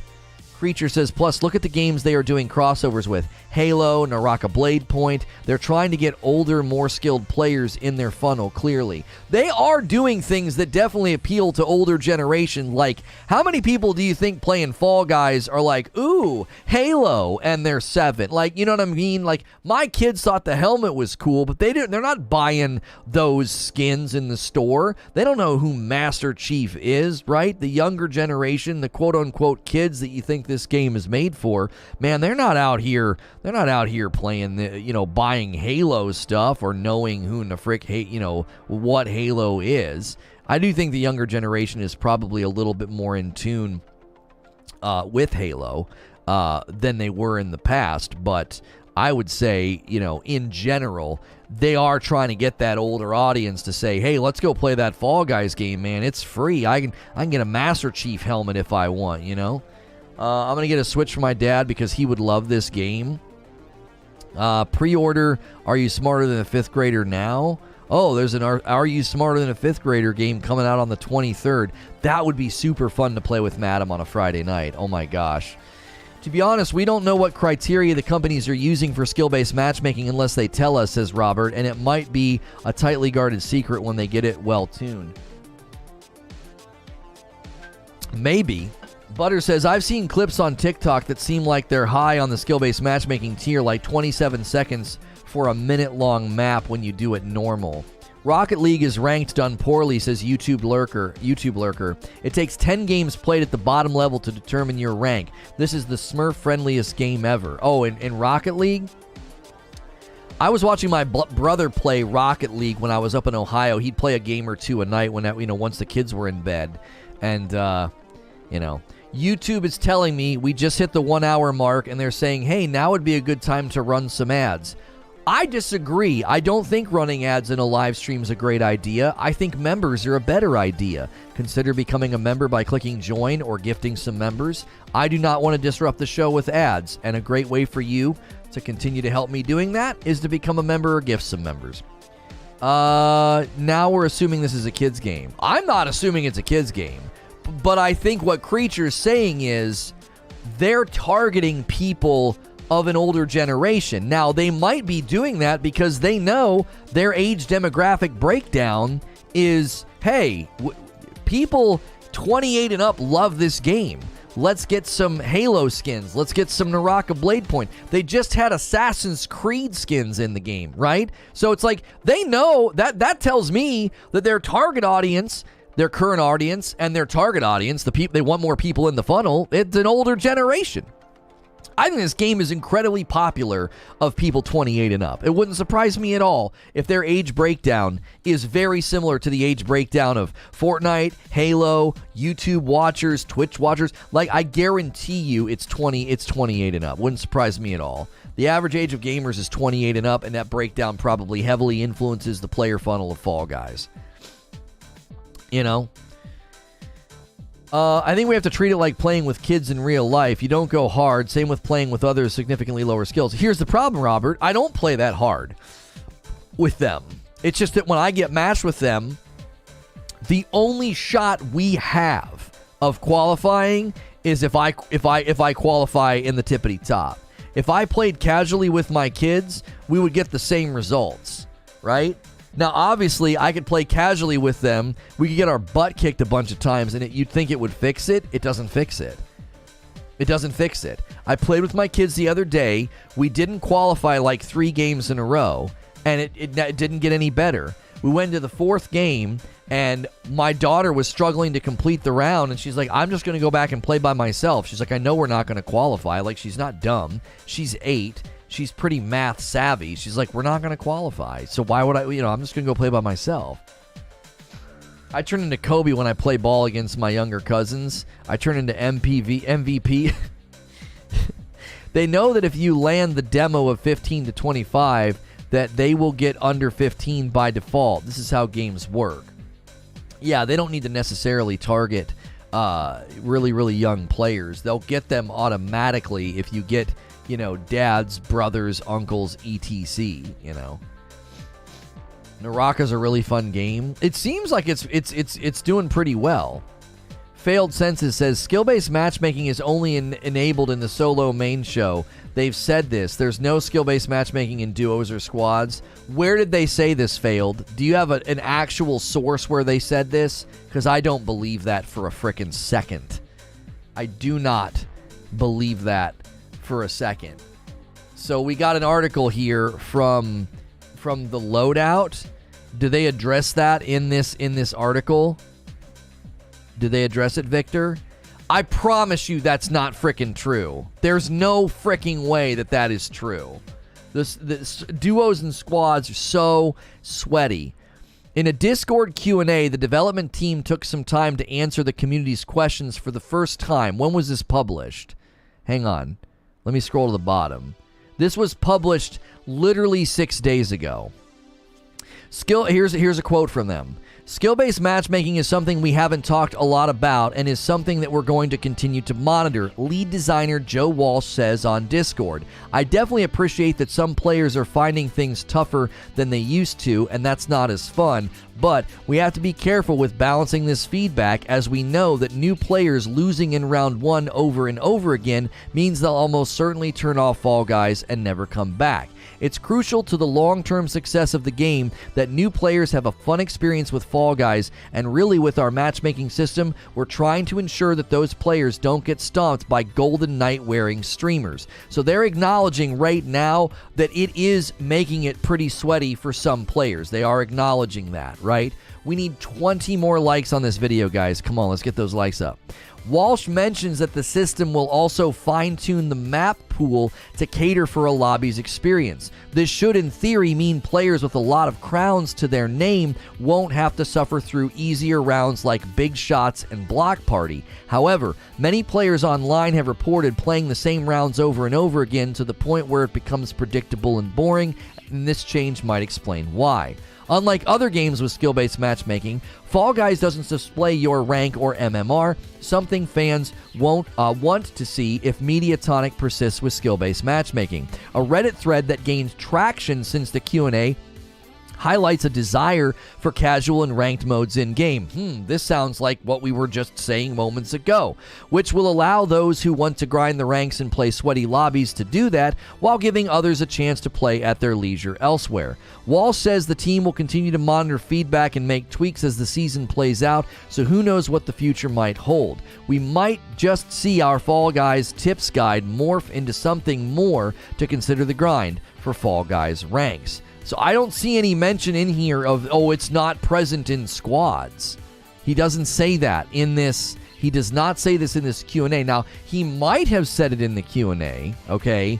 But I see no indication here that they disable it. He's essentially, the way I read this is Walsh is defending it and saying it's super necessary. We'll continue to monitor feedback and fine-tune it. So I'm not the only one saying this is overtuned right now. Mr. Glum gifting 5 members to the community. Fran Vorian, Commander G-Man, Kid Rhino, and Cage02. Guys, make sure and thank Mr. Glum for those gifted memberships. We did drop below 1,000 members. So if you're not a member, consider jumping back in. Help us get back to 1,000 members. If you're a gifter, consider gifting. We don't want to rely on gifters, though. I really want to start to see those who got gifteds last month jump back in on their own. We are seeing a lot of you do that, and we really appreciate that. So thank you to those of you who are jumping back in the member pool. If you're just tuning in, we're discussing Fall Guys gameplay and how skill-based matchmaking affects it. I've been arguing the good and the bad. It's great for my kids when they play by themselves, as Joe Walsh, lead designer, just talked about. Listen, we've got to protect these people. If they lose a bunch of games in a row, they're just going to leave. And my kids did that in the past because they played on my account and they could never qualify. When they're on their own accounts now, one on Switch, one on Xbox, that right there is a huge indicator of the big change that skill-based matchmaking can have. They're having a great time when they play by themselves. Yo, Maximo Madrano jumping back in for a second month. Thank you for doing that. Greatly appreciate that. keep those memberships going. Remember that if you're a member, you're going to want to get in the Discord. We do members content all throughout the week, so you're getting a ton of members content now. If you're not a member, you're still getting 2 shows a day, roughly 5 to 6 hours of broadcasting Monday through Friday. Coffee got here today. We'll probably give it to my dad this weekend. Oh, nice, Dalton. Okay, Failed Census has a quote here. Fall Guys does use skill-based matchmaking to determine what players the game uses to fill a lobby in its solo shows. This feature was added in April of this year. Just an article, not from Epic, though. I want a direct quote, Failed Census. I appreciate you trying to add to the conversation, but this article from 6 days ago, Joe Walsh had the opportunity to be like, look, man, it's only in solos. He didn't say that. There is absolutely no way it's not that it's not active in squads and duos. There's no way. We would be crushing if that were the case. How many people are going into squads and duos and just match filling or squad filling or duo filling? Come on. I hate the Eagles, says Eugene. Casey Davidson renewing as well, jumping back in for that second month of membership. I absolutely love seeing that. There was roughly 70 people yesterday that renewed their membership, and it was their second month. I love that. They had only just gotten a membership. That's amazing. We love to see that. It means y'all are enjoying the content and you're enjoying the perks of membership, so thank you so much. When did games turn into being a sweat fest and become all about competition and not fun? I don't think that's what's going on, Butters. I don't. But this is what I think naturally happens. The affinity for something tends to grow in conjunction with your ability in that game. This happened in a microcosmic way with my brothers and I. My older brother, his affinity for fighting games increased as his ability increased. The better he got, the more fun that he had, okay? I had an exact opposite experience in fighting games. I didn't have the greatest affinity for them, and my abilities just weren't really naturally inherently there, so my affinity dropped, as did my abilities, because I'm not going to commit to practicing and getting good or whatever. Now, my affinity, my natural ability for shooters fed my affinity for shooters. I was more naturally good at GoldenEye, so I gravitated toward shooters. So, when you're playing a game like Fall Guys, your affinity for the game, your love and enjoyment of the game will rise in conjunction with your ability. You're getting unlocked. You're getting new things. It feels good to win. So, what ends up happening is a large portion of your player base starts to become win-focused players. Why? Because that's fun. Like, you see what I'm saying? Like, who plays a game like Fall Guys and is like, I don't care if I lose all day. I'm just having a blast. This is great. No, the entire purpose of the game is to qualify and get the crown at the end. It's literally a competition. The game is a competition. It's not like a party game. Even party games, like I was playing Jackbox with my family when I was up there for the 4th of July. Even Jackbox gets competitive. You're trying to put in good answers. You want to win. You want people to vote for your choice, right? We have seen many companies move away from casual rank systems to the default being a rank system. That's all I'm saying. When did rank... Oh, I get what you're saying, Butters. I get what you're saying. Horizon Forbidden West has already won a Game of the Year award? Why? And who cares? The year's not over.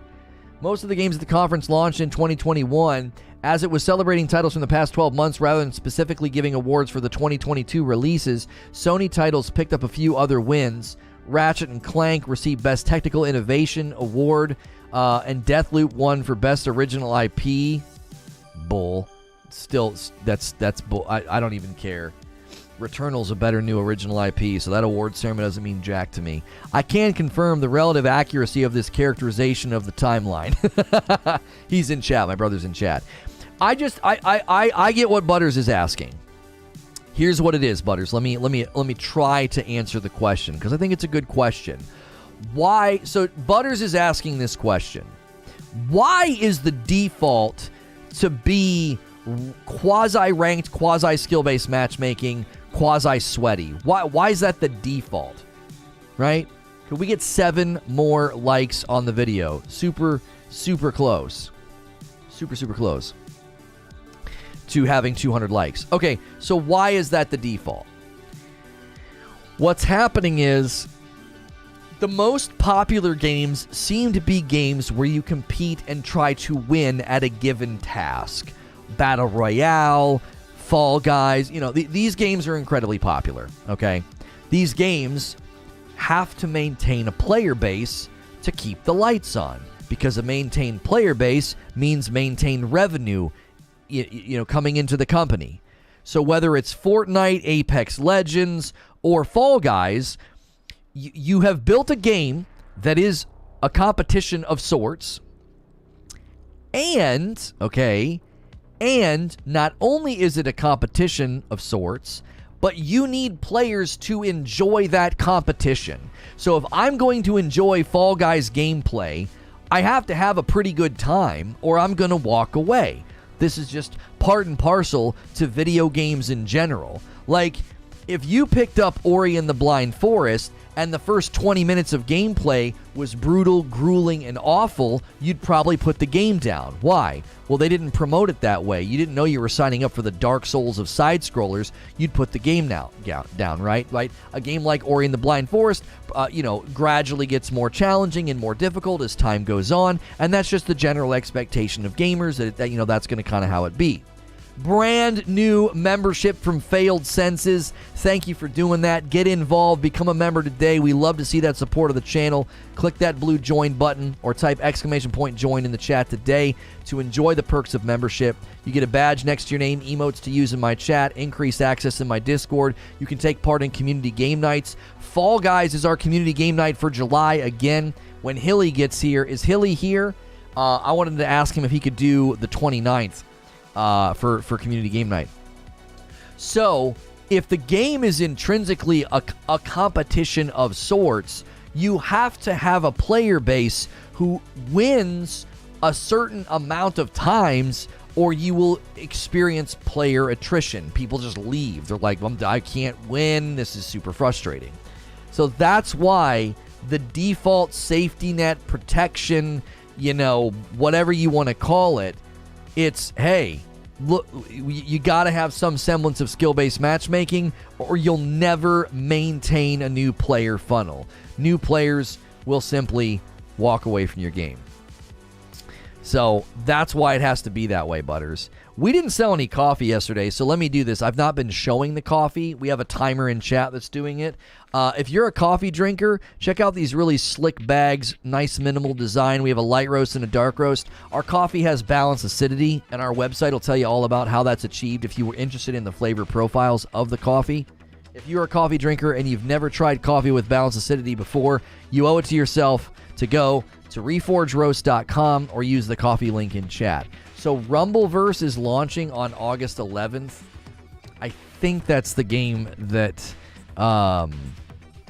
isn't that from the studio where Deej went? Didn't he go to that studio? I conveniently saw people getting early access and getting good treatment, and it didn't surprise me because it was people that knew him. Rumbleverse... it's a commercial of nothing but streamers. Hilarious. They're having to fuzz out people's t-shirts. That's hysterical. So Rumbleverse is like what? Is it like a brawler melee kind of game where you have to fight? It looks like Fortnite, but you're like fighting and slamming people. Launching August 11th, free to play. Well, looks like August. It's going to be on PlayStation, Xbox, and PC. Looks like maybe Rumbleverse could be our community game night for August. It's a brawler BR. Does anyone else remember picking up multiplayer games months after release and they were so unpleasant to jump into? I'm talking like 15, 20 years ago. Oh, yeah. I remember buying Call of Duty World at War and being like, this is hell. Like, I never won. I was always getting rocked. And I had to just kind of like man up and try to win some games. Like, it was really, really tough. It was really tough. If you jumped Call of Duty 4 a month late, you were getting farmed. Yeah, it was really frustrating. Everyone order coffee, says Abe. If we keep ordering, we can convince Lono to do the select roast. I'm getting my 3 bags of dark roast today, and I'm excited. I'm like an addict, and the coffee is my crack. Okay, Abe, thanks. Strong coffee endorsement from Abe. Once everyone knows the maps and cheese, says Omar. Oh, yeah. I think I heard there's only skill-based matchmaking in solos. Okay, so Failed Senses said that, and we can't find evidence of that. Now, there was a claim in April of this year that they added skill-based matchmaking to the solo playlist. I am here to tell you, I have played duos with my brother and my kids and my nephews. I've played squads with my nephews and my kids. I'm here to tell you, skill-based matchmaking in Fall Guys is 100% turned on in all of the modes. It is.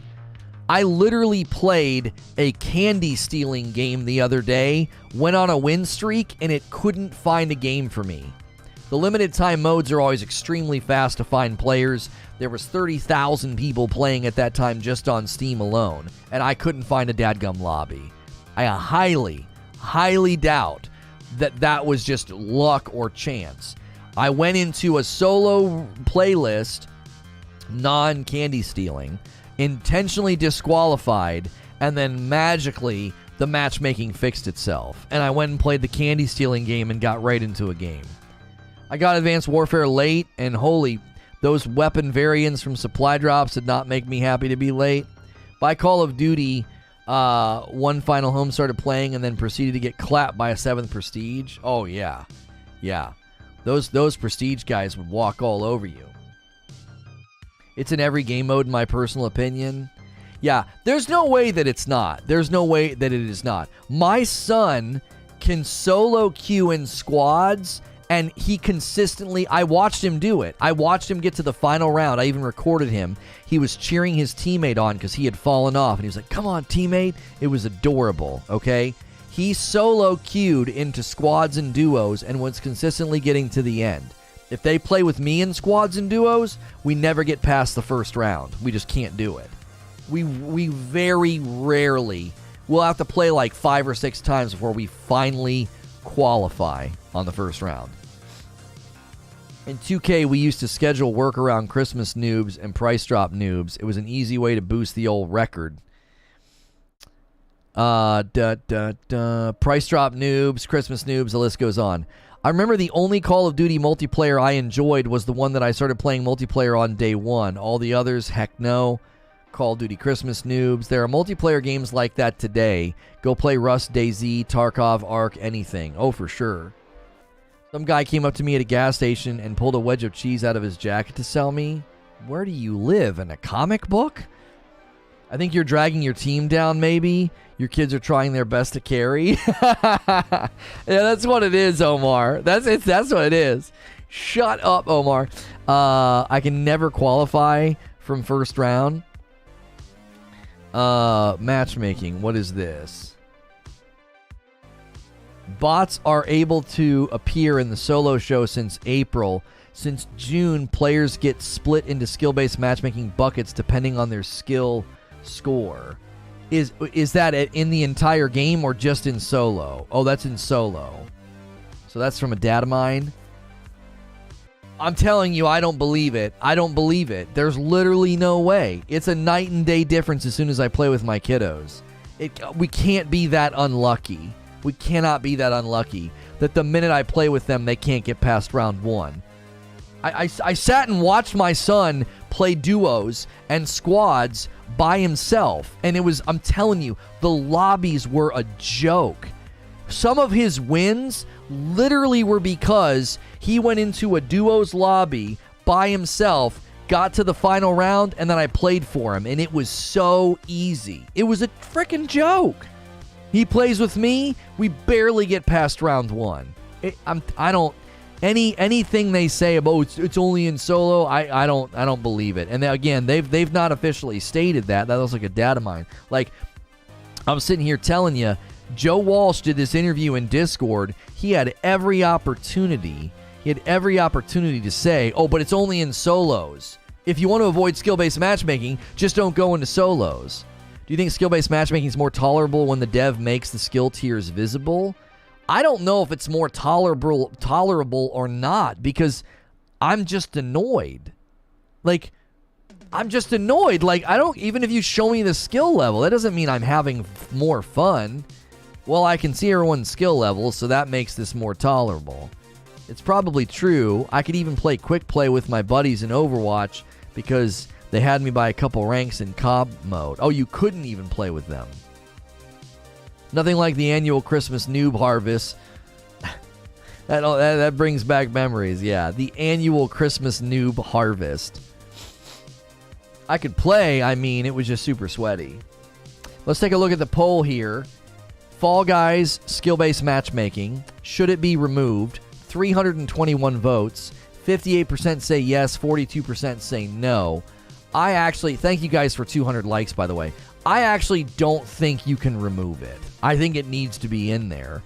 I honestly think Victor's suggestion might be the best suggestion. It should just only be on in solos. Because if I'm going to play by myself, I'm going to deal with,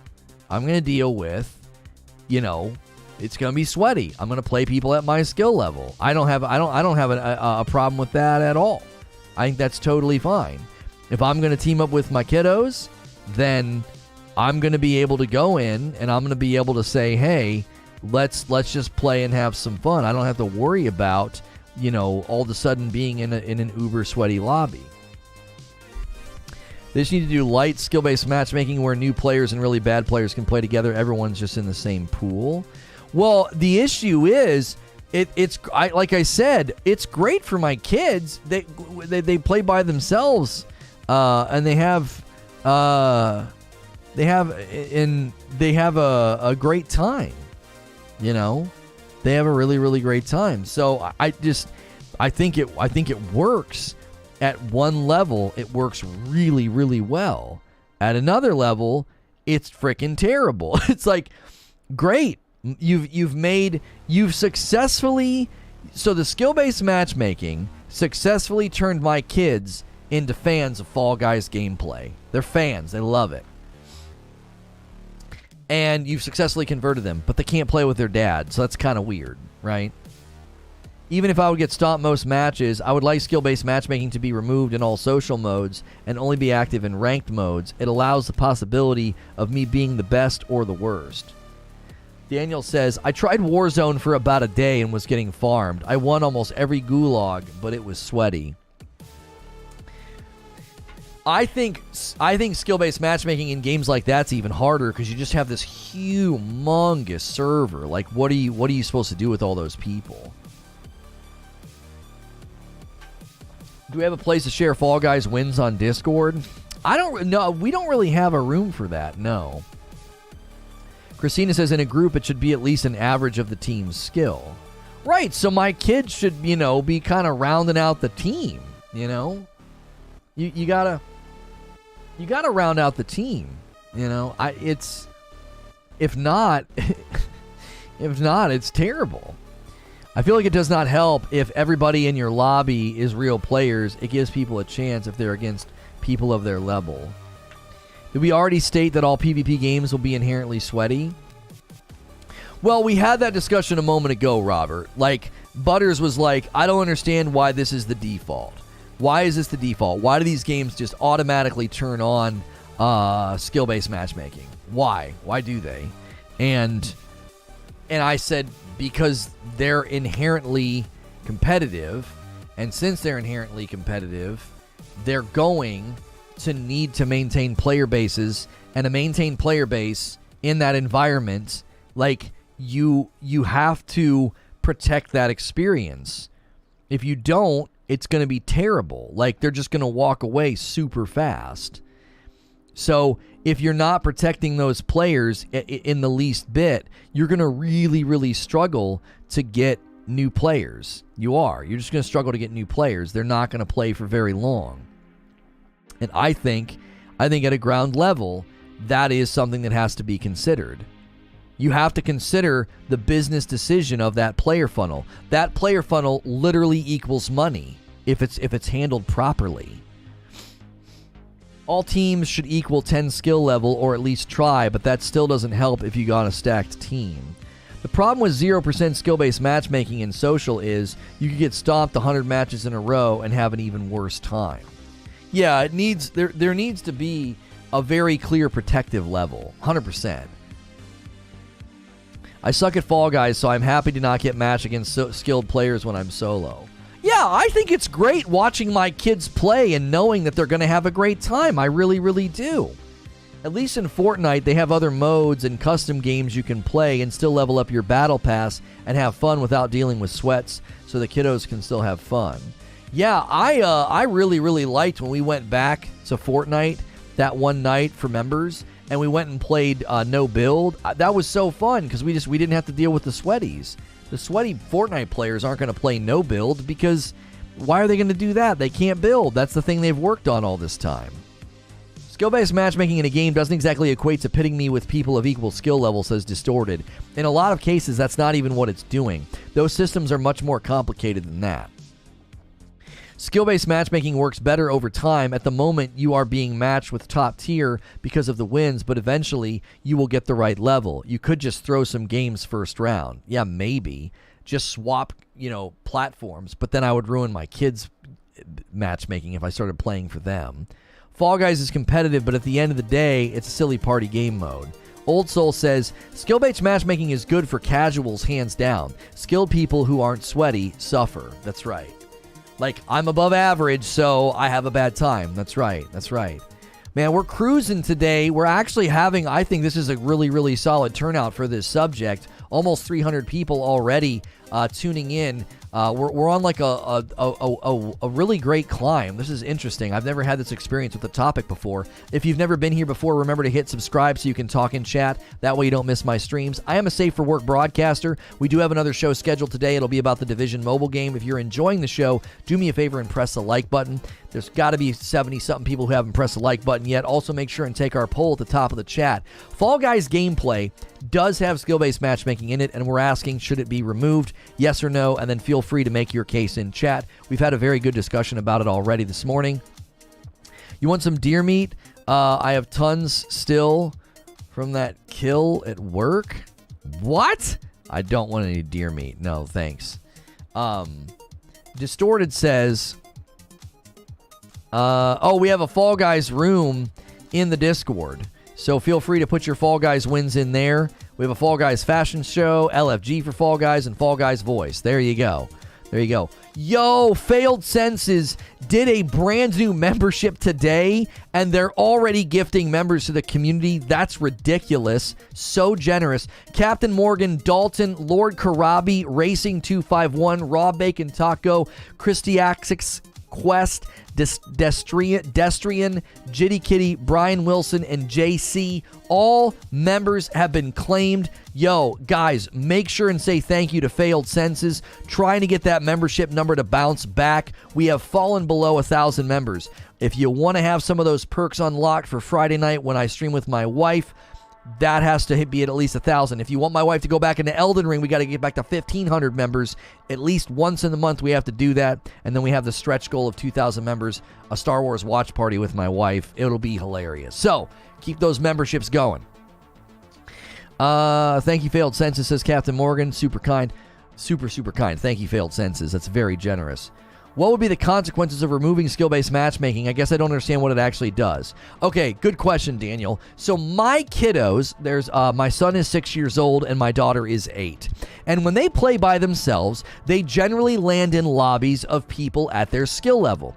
This means they consistently qualify, advance, win things, unlock skins, and even make it to the final round. Sometimes they've even won, okay? Alex Garrell renewing their membership and getting an updated badge. Thank you for doing that, Alex. So, if you removed skill-based matchmaking, they would not enjoy the game. And I can give you an example, right? When they played on my account, they had a terrible time. Now, some of that is because of skill-based matchmaking. However, even if the skill-based matchmaking wasn't on, it was very likely that when they played on my account, they were going to have a hard time winning because there's always going to be enough people in the lobby that are just probably better than my kids. So when they played before on my account, they hated the game. But when they play on their accounts, they love the game. Do you see? There's two sides to the skill-based matchmaking coin. When it protects people, you can develop and convert a fan. They're now fans of the game. They love it. Can we play the bean game? Can we play the bean game? Right? They want to play the bean game. And that's because of skill-based matchmaking. It's just so overtuned that I can't play with them. So it completely throws off the lobby if they play with me. They can literally solo queue into duos and squads and have a perfectly fine time. But if they play with me, we struggle to qualify the entire time. We barely ever make it out of round one. My son can make it to the final round if he solo queues. I never noticed skill-based matchmaking so severely until the recent years, but apparently it's been implemented in Call of Duty since 2007. Now it's super obvious if I'm set up in a bad lobby, but back then it felt more like 50-50. Kids don't earn the game money, us adults do. You skill-based matchmaking me to nothing but sweats, I'm not going to buy anything. Tell Lauren, I think you're underestimating how powerful having kids in a game like this is. Like, if my kids jump in and they're having a good time and they're playing and they want to buy stuff, unlock stuff, they want to get that battle pass, you're going to get money from me through my kiddos. Maybe. You know what I'm saying? If you have an entire family playing especially, everybody wants to buy something, everybody wants to get something. That's extremely common. Gotcha, it's protecting them, but then when they play with you, they're in the higher tier and they can't advance. That's exactly right, Daniel. You're tracking. The opening of the show, I outlined the good and bad about skill-based matchmaking. Right? Like, skill-based matchmaking is not inherently terrible. It's not. Okay? It's not like it's automatically bad. Okay? There are ways to do skill-based matchmaking. There are ways to do skill-based matchmaking that won't necessarily have this result. It won't have this result. If you're gonna maybe fine tune it down, there's plenty of ways to do it without it getting into the current structure that it's in right now. There are ways to do it. It's really hard to land in search with Fall Guys. I just did an incognito check. So many big YouTubers have uploaded videos. But we are doing well if people search for Fall Guys Live or if they search for Fall Guys SBMM. Let's see here. Halo 2 had true skill matchmaking, and it never felt terrible. Yeah, a lot of people harken back to that. Oh, we're getting actually great search on Fall Guys Live, so a lot of people found us that way. That's dope. That's dope. Nice to meet you if you found us today by searching for Fall Guys Live. Hopefully you've been enjoying the show.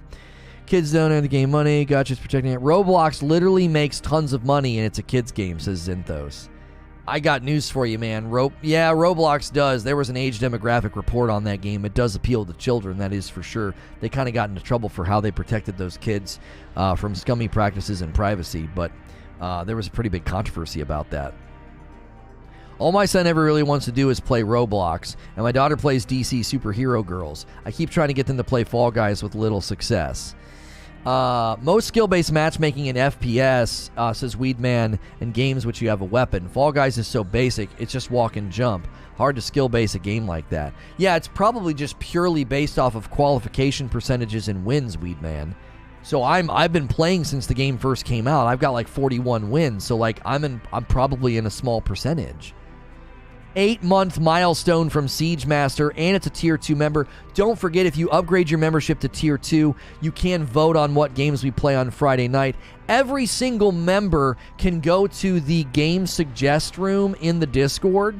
It is called Suggest Games. You can suggest games in the Discord. Any member can do that. And then I'm going to have a room called Vote on Games. You can vote on the games that Madam and I play on Friday night if you upgrade to Tier 2. You also get to jump into Community Game Night first. If we run out of space in the lobby, you've got a secured spot. And sometimes I get codes for games. I had an extra code for a game recently, and I threw it in the VIP lounge for Tier 2 members.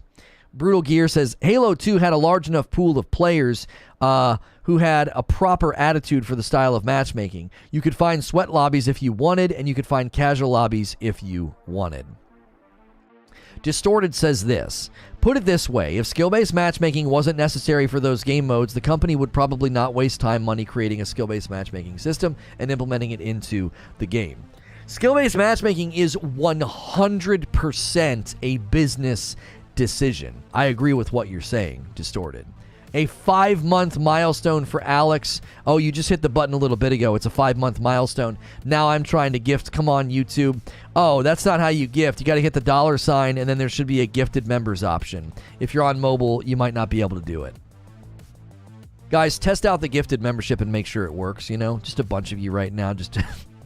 I'm all about consumer choice, says Talorn.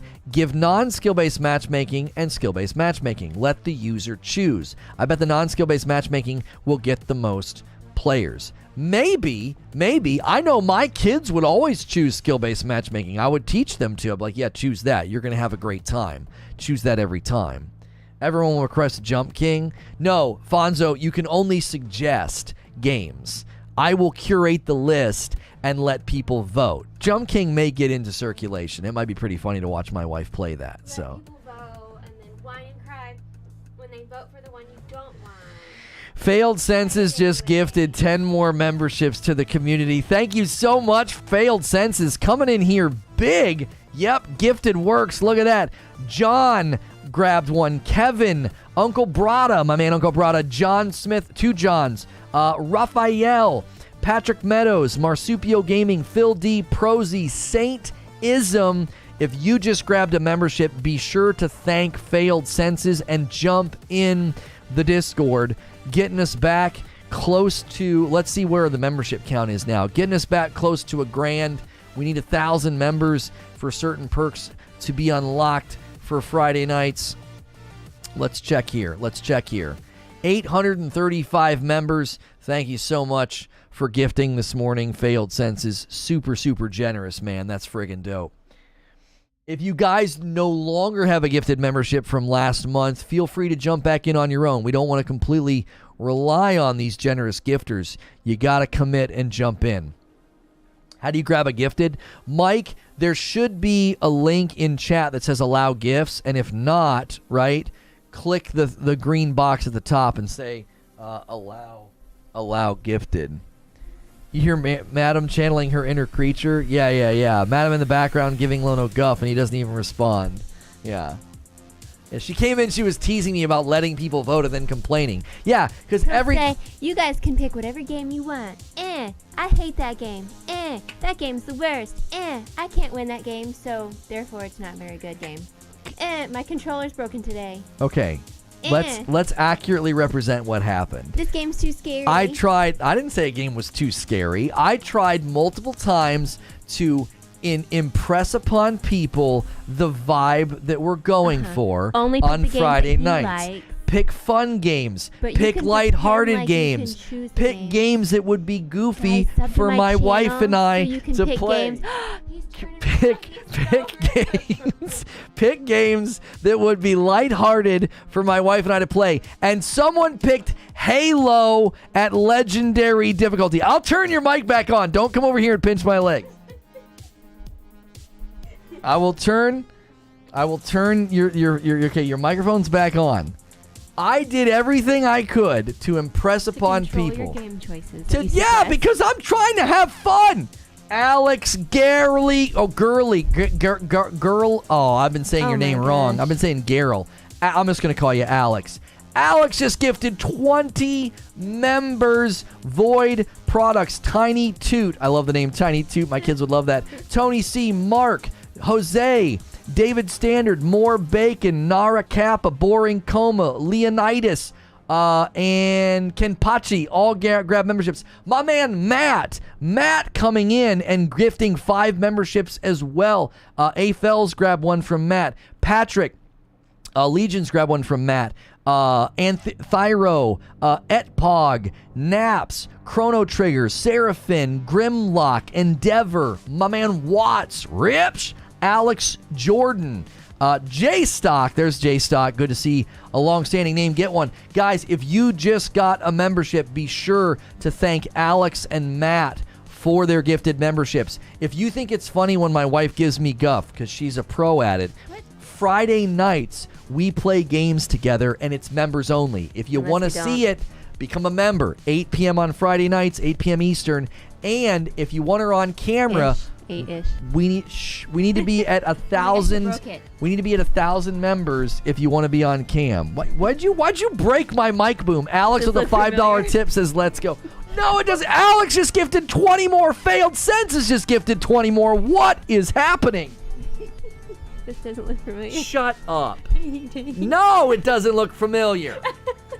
Jiminy Christmas. Yo, there they go. Josh, Merrick, Shadow, Ninja, Liz, Kraken, Chris, Shock Trooper, Aaron Parker, Grimbo, Rob Taylor, Kevin Nunley, Spawns, BMSS, Cool Breeze, Primordial, Vax, Wept Vermin, Draxer, Serpico, Texas, Faster. Jeff England. It moved. Jeff England, Hawk and Rain, Slick the Destroyer, Blakey Biz, delay. Scruffs, Long Duck, Meadow, Pixie, Weaver, Johnny, Yido, Pager, Nathaniel, Just Nuvo, Seattle Chef, Tigraine, Magma, Dem Rivers, Andrew, Brian Coe, Revian, Zachary Hoover, Jeshabu. There it is! Guys, make sure and thank Alex and Failed Senses. Between the two of them, just gifted 40 members.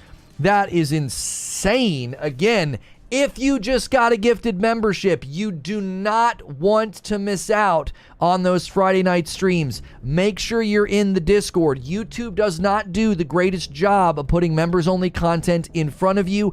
894 members, getting us back close to 1,000 members. Friday nights with my wife are a blast. If you want her on cam, we need to be at 1,000 members.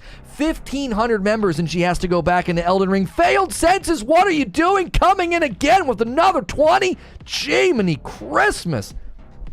Who are you? It's like his first day here. First day as a member. What's happening? Fathom Rocker. He's going to have a heart attack, guys. I'm Man, the Swag Lord, Immortal Gaming, Anthony Gill, Shockwave, Gaming for Years, Lowe's, Colin Smith, DeForest Smith, Greg Brimstone, Dave. Come on, guys, send him to the hospital. Argos, Sal Roxas, Gaines, Jay Westlow, Mike, Phil, Andrew Cal, Danny D, 5050, Dynamite Black, all grabbed. All grabbed, all 20 grabbed. Thank you, Failed. Everybody say thank you to Failed if you got a gifted member, and get in the Discord so you don't miss the members-only content, okay? Every day we end our day with members, okay? Don't miss those streams. They're super fun. Every Friday night at 8 p.m. Eastern, bring your drinks and your laughs. Once a month, it's community game night. More like 8:30. Shh. Insomniac Black with a $5 tip. What happened? I refreshed and everybody's gifting members. We have a member gifting train happening right now. We just crossed over back into the 900s of membership. Discord.gg/ReforgeTV. Discord.gg/ReforgeTV. Make sure you're in the Discord. A 3-month milestone from my man Cody Biscuits says, guys, get those memberships. The content is great. 914 members. Jiminy Christmas. Thank you so much, Failed Senses and Matt and Alex. And make sure you're hitting subscribe and like. It's free to hit subscribe and like. We're here every day of the week. I'm a Safe for Work broadcaster. A lot of people treat me like video game radio. They throw me on in the background of their day. We're just getting started. The day is just beginning.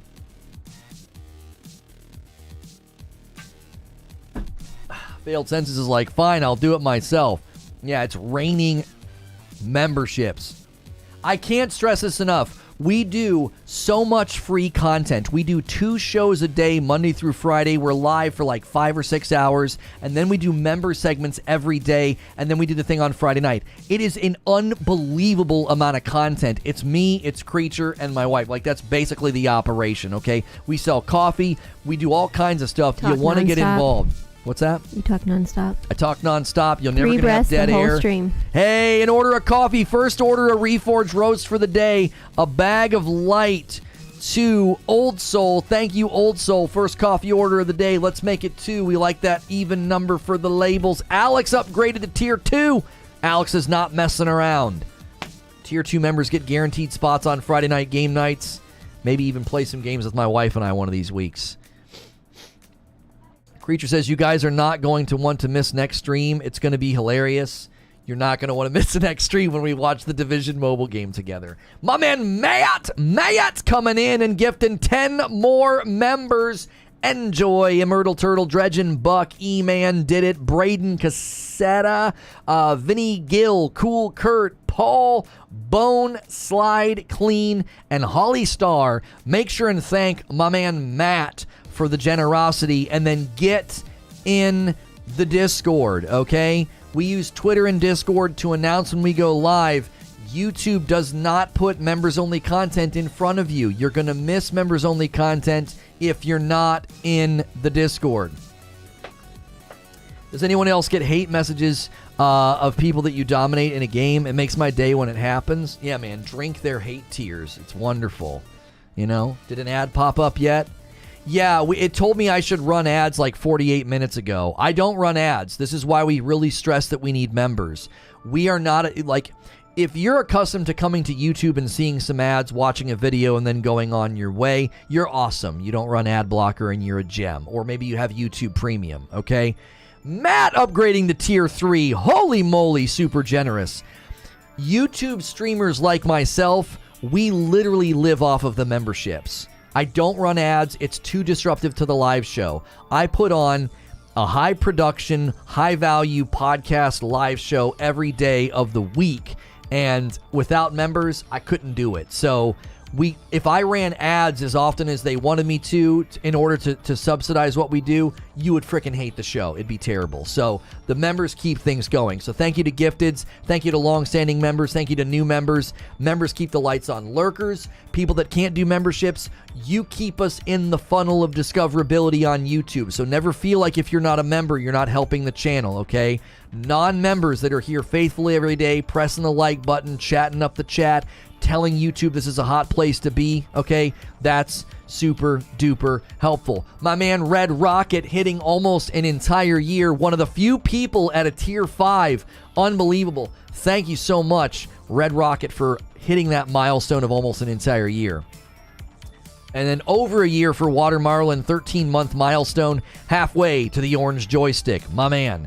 I'm at work, but thank you whoever gifted me a sub, says Argos. It was either Alex, Matt, or Failed Senses. They went absolutely massive with gifted members. 5 more gifted members from Insomniac Black. Make sure you guys are clicking allow gifts in chat. I love seeing them get grabbed instantly. They're already gone. Justin Kidder, Bradley Atwood, North Server, God Howard, and Kylock. All 5 gone.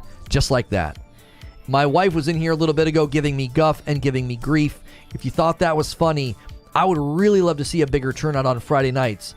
I know a lot of you are daytime listeners, and Friday night at 8:30, 8 p.m. Eastern, it's tough. Okay, Friday night at 8 p.m. Eastern is tough, but I would love to see bigger turnouts for that, both for community game night and for just hanging with my wife. So if you got gifted a membership, set that time aside if you can. We love hanging out with you guys on Friday nights. It's a dadgum blast. You're missing out. And always, as a member, you just became a member today maybe, you can go back and watch the VODs, by the way.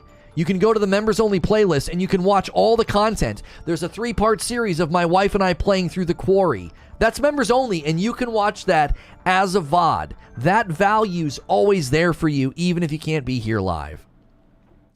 I don't have the option to allow gifts. Am I missing something? Graydon, you might have to switch to an actual browser, right? You are married? I guess it's over for me then? Sorry, Addie. Sorry. You know. No auditions. That's not what the email's for. Don't email me auditions for that. I'm spoken for. Eternal Darkness was 7-month milestone. Always love listening to the show. Cheers on the milestones lately, homie. Thank you very much. Watch the Quarry episodes. They're so good. Friday night's tough. That's the night I go back to work and we stay there for our work week. You can always go back and watch the VODs. I'm dead serious. I think they're well worth watching. You can watch my wife and I play a wrestling game last week. It's freaking hysterical, okay? We can't figure out how to do anything. It's honestly some of the best content I've ever made. It's so funny. So funny. You can do it on mobile too if you open YouTube up on the desktop site version in the phone browser. There you go. Have been a supporter and will continue. Alex, that is just so generous to upgrade to a tier and to gift members and all that. That's crazy. That's truly crazy. Thank you.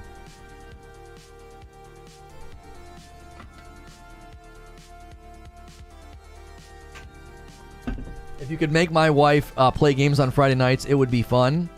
Hey, like, seriously, have her tune in, Dalton. I do. I think we've got couples that enjoy watching on Friday nights. We really, really do. You can do it in the mobile app now, says Atwood. Here, let me see if I can do it. Hang on. Let me see if I can gift members on the mobile app. No, I can do a super chat or a sticker. I can't gift members on the mobile app. Maybe I can allow... Hang on. Can I allow gifts on the mobile app? Let me switch to my other account. And... let me click on that. No, there's no option to allow. I'm gonna scroll up to where somebody gifted members. No, there's no option to allow. Nope. No, I can't. What's Asmund doing talking about purple? Where'd it go? I hate that. So I didn't click. So I didn't click on the video the first time you showed it to me, and that means I don't want to see it. That's like super frustrating. It was in my feed, and now it's gone, like just like that. What is he talking about? It's worse than you thought? What's he reacting to? He reacts to Moon? Oh, man, I wish we had a channel to cover stuff like that. Yo, Failed Sense is just upgraded to a Tier 2 membership. So generous. Let me give you guys a member count right now. Let's see how close we are to 1,000. Can't gift on the app or allow on the mobile app. Yeah, you just have to be in the browser. It won't work. I'm on an iPhone. You might be able to allow gifts and gifts on Android. On the Apple, you can't. It won't let you. 929 members, man. What a bounce back, getting us close to 1,000 members. Thank you so much. When I switch over to my main Google account, I see allow gifts, but if I switch to my sub account on my main account, I don't see it. Yeah, branded accounts for whatever reason can't do it. I don't understand it, K-Billy. It's super weird. Yo, what's good, Hex? A lot of people set up branded accounts so that they could switch their username, and now all those people that did that, apparently they can't allow gifts, which is honestly, it's dadgum backwards, but whatever. You know, what are you gonna do? What are you gonna do? So it's unfortunate. It's unfortunate. My wife is too uncoordinated with the controller. Hey, we had a ton of new subscribers today. Welcome to the channel and to the show. Thank you so much for clicking subscribe. I hope you get a gifted member, and I hope I see you in members only content throughout the weekend on Friday nights. If you're not a member or can't do it or can't get a gifted or whatever, we still love having you here. We do 2 shows a day. I am safe for work. We have a second show planned for today about the Division mobile game. You're gonna want to see this. And today's show, this opening show, was about Fall Guys gameplay. So Fall Guys Live is something that we do periodically on like a Friday night for community game night. Hilly, are you here? I should just DM him. I'm gonna DM him. This whole like hoping to catch Hilly in his stream. Let me DM him. And hang on. Will the 29th work for community game night? I'm gonna ask him if the 29th will work for community game night and see. I trickle in for a few minutes most mornings to drop a like before the workday. Thank you for doing that, Sky. That's super helpful. Is the mobile game good or bad? We're going to watch and react to the mobile gameplay from the official Ubisoft channel, Abe. So you're not going to want to miss it. You're not going to want to miss it. Branded accounts don't work, says Fathom Rocker. I'm an Android. That's probably why I can accept gifts on the app. Yeah. You can do it in the app if you're Android. Ryan says you can't on Android either. Maybe try and update the app, Ryan, because Distorted's saying he can through the Android YouTube app. So, thanks so much for tuning in today as well to this subject. It was a passionate subject for me, and we were worried about the turnout. But you know, high 200s and low 300s of viewers is a fantastic turnout for today. Make sure you're smashing the like button as well. Can we get 25 more likes? Pressing like is free, and it does help out the video. He was here earlier. Yeah, I just DM'd him in Discord rather than trying to catch him on the fly. I want to see if the 29th will work for community game night. If it won't work for community game night, I'll just have to do community game night without him. I can on the iOS mobile. That's how I did it. Are you in the app, Bradley, or in the browser? If you're in the web browser, that makes sense. That makes sense. Actually, I think I'm logged in. I want to see. Oh, I can't load the chat in the web browser. Oh, I'd probably have to like open it in the desktop version. Yo, Barry, you're upgrading to tier 2. Oh, I love to see that. I love to see that, man. If a huge portions of tier 1s upgrade to tier 2, we can start to do some really cool things, man. Seriously, been thinking about doing that for a while. You know I love you, Barrier. Thank you for doing that. Great show as usual. Thank you, Swag Lord. I'm lurking and playing Final Fantasy Remake. Thank you, man, for hanging out. Changed my display name to ease the girly girl thing. Lord Bacon the Destroyer. Oh, I can definitely say that. Lord Bacon. Hello and morning, says Talika. Drinking some Reforge Light Roast iced coffee myself. Just enjoying hearing about all these new subs. Welcome in. Yes, we already had one order of Reforge Roast today. It was Old Soul, and I keep getting okay. I'm not interested. Thank you for considering me. This guy keeps emailing me about a sponsored thing, like some kind of a I don't want to do it. So I just didn't reply. If others go to tier 2, I'll have to go to tier 4, says Mr. Glum. Yeah, guys, make Mr. Glum go to tier 4. Abe going all the way to tier 3. Abe going all the way to tier 3.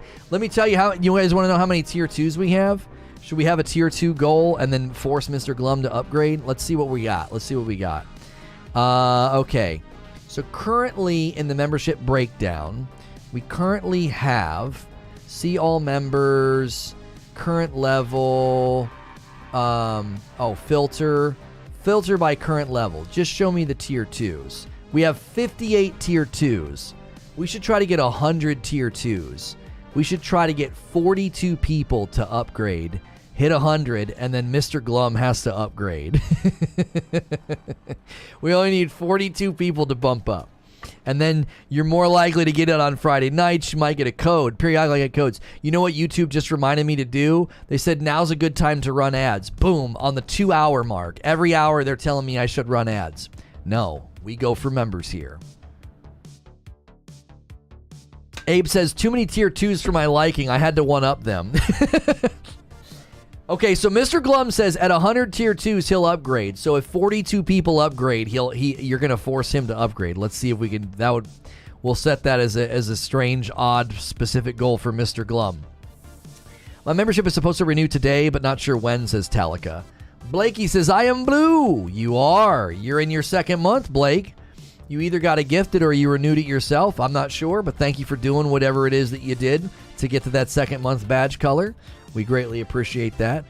We appreciate you guys supporting the channel so much. We've put a lot of work in, man. We put a lot of work in. We've had some ups and downs. We've had some ups and downs, and we greatly appreciate those of you that have been sticking with us and helping us with everything that we do. We've done everything we could to evolve the show and to level things up and to give you a great time. And we're always trying to think of new things and new segments to do. So if you watch other streamers or content on YouTube and they do really cool things with their members, always remember you can suggest those things to us in the Discord or in chat or as a comment. We're always trying to think through new segments because we do something with members every day of the week. So I can see YouTube saying, but you could go for members and ads. Think of the advertisers, Lono. I know. I run ads when I use the restroom. I think once a stream is plenty. So, Creature says, I have a great interaction idea. What's that? I'm still a red shirt, says Ferk. Yeah. You got to wait till next month. Yeah, you're still a red shirt. Star Trek reference. I get that. According to YouTube, I just became even doper than I was yesterday. That's true. I won't go to tier 5, but tier 4 is possible. Okay. Working on how to implement it, and Lono will hate it It's going to be gold when I figure it out. Look at what Bradley Atwood said. On the app, you have to be in the app while some are available. Oh. Lady Gothic says call-ins. We've tried call-ins. No one ever does it, and people don't like listening to them. So I'm only on mobile, even in the browser. I didn't see the option. Next week's my birthday. I'll purchase then. You might have to wait for another batch of gifteds, Mike, and because like what Atwood's saying is you have to be in the chat when it happens and smack the allow gift buttons, apparently. You get that reference? Okay, Captain America. Oh, call-ins suck. Oh, you're trolling, Robert. Okay. I'm here for anything that Lono is going to hate. Yeah. Well, we were thinking Madam Mondays, so it's almost like an AMA on Mondays with Madam, and then Thursdays is sort of like an AMA for the channel itself, kind of like a State of the Union. Fridays is the Reforge Roundtable After Party. So Tuesdays and Wednesdays, we need like a segment idea for those days. I don't want to just hang out and talk every day. I think that'll sort of just get old. But if it's once or twice a week, then there'll be demand for it. If we do that every day, I think it'll just start to get really nebulous and nondescript and non-specific, and people will be like, I don't really understand what exactly it is that you're doing. So, that's kind of my hope, is that we can come up with maybe some segment ideas specific for Monday and Tuesday. Yo, Failed Senses just did another 20. Try to grab one, Mike Quad, if you can. Failed Senses is absolutely crazy, just going massive today. Binary Oni Sky, Sean Waldrop, Vale Bonfi, Adrian Firestone, One Up Ninja, R Squared, Entriri, Ziggyba, Random Zero, Cujo, Iron Lord, Reptar, Adam Bowser, Alex Humphreys, Devin Knight, MRI Guy, love to see MRI Guy, Stu 3, Barney, Chills, Neither, Blake, Dean. That's all of them. They're gone. They are gone. A great thing you could do with a gifted membership is upgrade it to tier 2. It would be cheaper for you to do, right? Because you already have. Does it let you do that if you get a gifted member? Can you bump it up to a tier 2 and then help us force Mr. Glum to upgrade? That puts us at 949 members. Thank you so much. Get the likes up too, chat. Yeah, let's get those likes up. Okay, let's do this. Division Mobile Gameplay. That's what we're calling it. And then let's get our hashtags here. Whoops.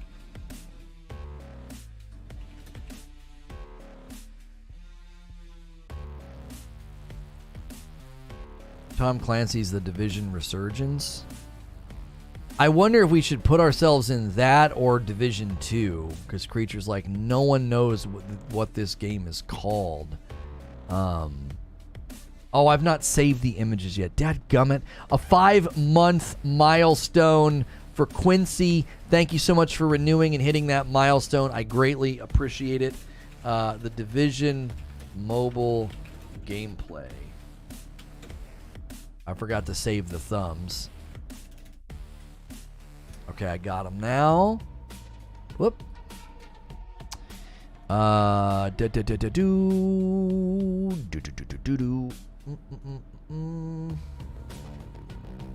think the generic public even knows its name yet.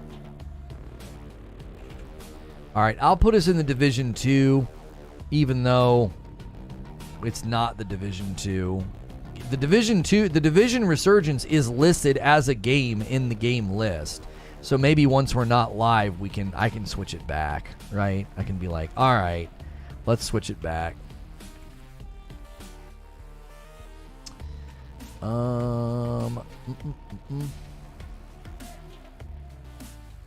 Okay.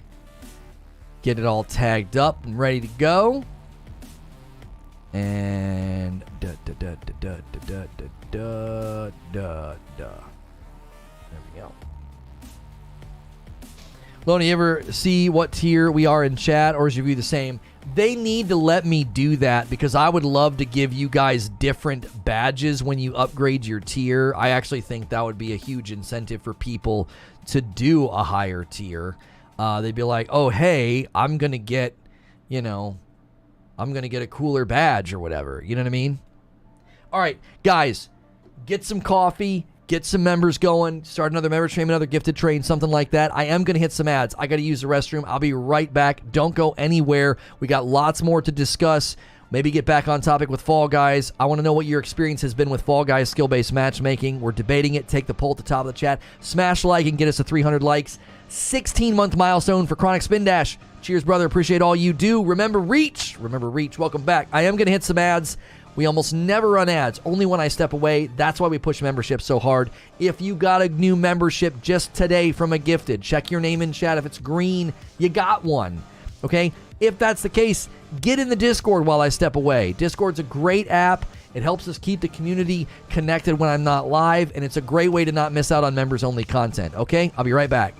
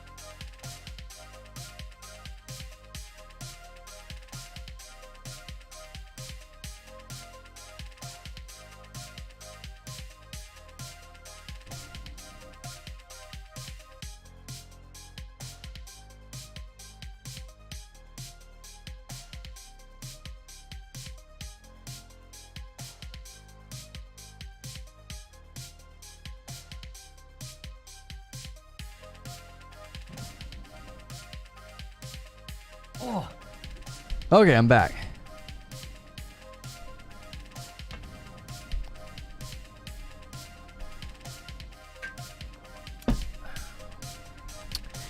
No, we're not at 1,000 yet. Yeah, we're in the mid-900s on the member count. The turnout today's been great. Total, I think YouTube's doing something again. Total view count is odd. But you guys have been amazing. Like, I think YouTube's doing some calculation changes and stuff on the back end. I still think state of should be on the whiteboard. Just some entertainment pop culture topic that you have strong opinions on. No research required. I mean, maybe barrier. I need the Anime Girl NFT sponsor. No, that's not what it was. It was like a VPN that I had never heard of or something. So, Lono, on mobiles, everyone's names are gray, even if members. You can only tell if they have a badge if they're members on mobile. Oh. So yeah, you need to look for the badge. Sorry, I misspoke. I don't know why they do that.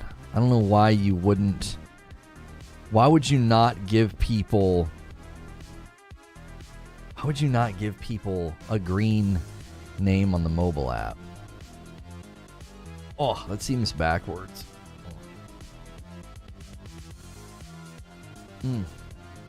Oh, come on. Oh, there it was. Let's check the votes on the poll. How many votes did we get? 441 votes, not bad. Fall Guys skill-based matchmaking, should it be removed? You know, is it affecting Fall Guys gameplay that much?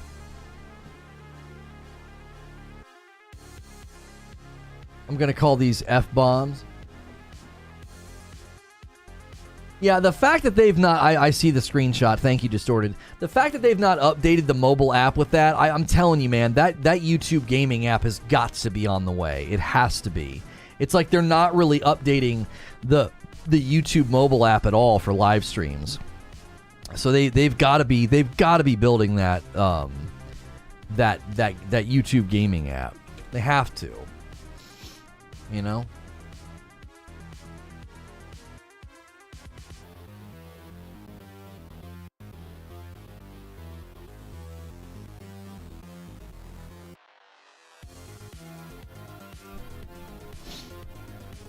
I see green names on mobile. Oh, could be Apple, could be iPhone. I don't know. Why are we missing? Why are we missing with green names? Oh, what are we missing with green names? It's just what it's supposed. That's what it's supposed to do. It's what it does on mobile. I'm sorry. What it does on the browser? You know, it just makes it stand out more. Mobile is nice, but also massively butt for the voting and seeing everything on the screen. Yeah, sometimes I wonder if once we get the votes on the poll, if it's worth just ending it. Like, I'm just going to end it. Just because, like, it's just sitting up there in the way. Like, any late, you know, any late adopters, any late arrivals are going to be like, when the frick is this? And by then, it's like, who cares? Like, you don't even need it to be up there, you know? It's definitely not necessary to have it up there. You dismiss. Yeah, but new folks might not even know that you can do that. They might be like, what is this thing? And they might just immediately leave. It's hard because, like, I know the polls help because it shows engagement and people are like, oh man, that, you know, the channel's kind of cooking over there. That's pretty cool. And then, you know, but it also might turn people off. They'd be like, oh, what the heck's happening in this guy's chat? It's YouTube's fault, TBH. I vote and say close it when it goes to the top, but then I have to click to close it again. Yeah. After you vote, you just swipe it and it disappears. It's not that it's bad. It's just, again, I think it's 6 of one and half a dozen of another. Like, it helps, but it also could be a turnoff for people that come in and they're like, what is this? You know? Bad UI makes me leave regardless of the creator, which sucks. Yeah, it has nothing to do with, sometimes it has nothing to do with just how good the content is. Somebody might just be like, my gosh, why does it look like this? You know? And we are hoping, we've heard and we have seen good things coming for the YouTube interface. So we are very, very hopeful that is the case.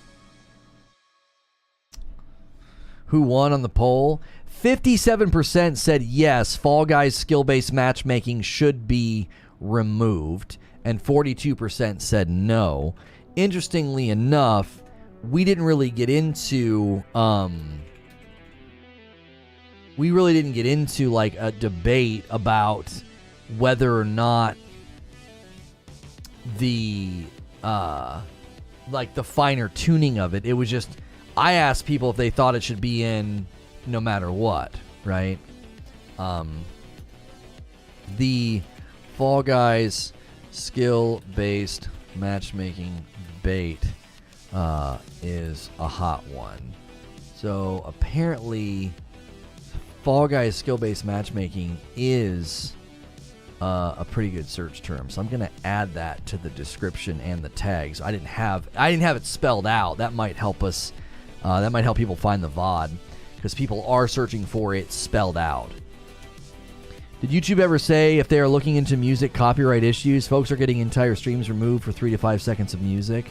Generally speaking, you shouldn't be playing any copyrighted music at all. It's just not worth taking the risk because that is all automated. But it seems like they are, potentially looking into the claims and the stuff that's been happening. I don't know what happened with that one girl. I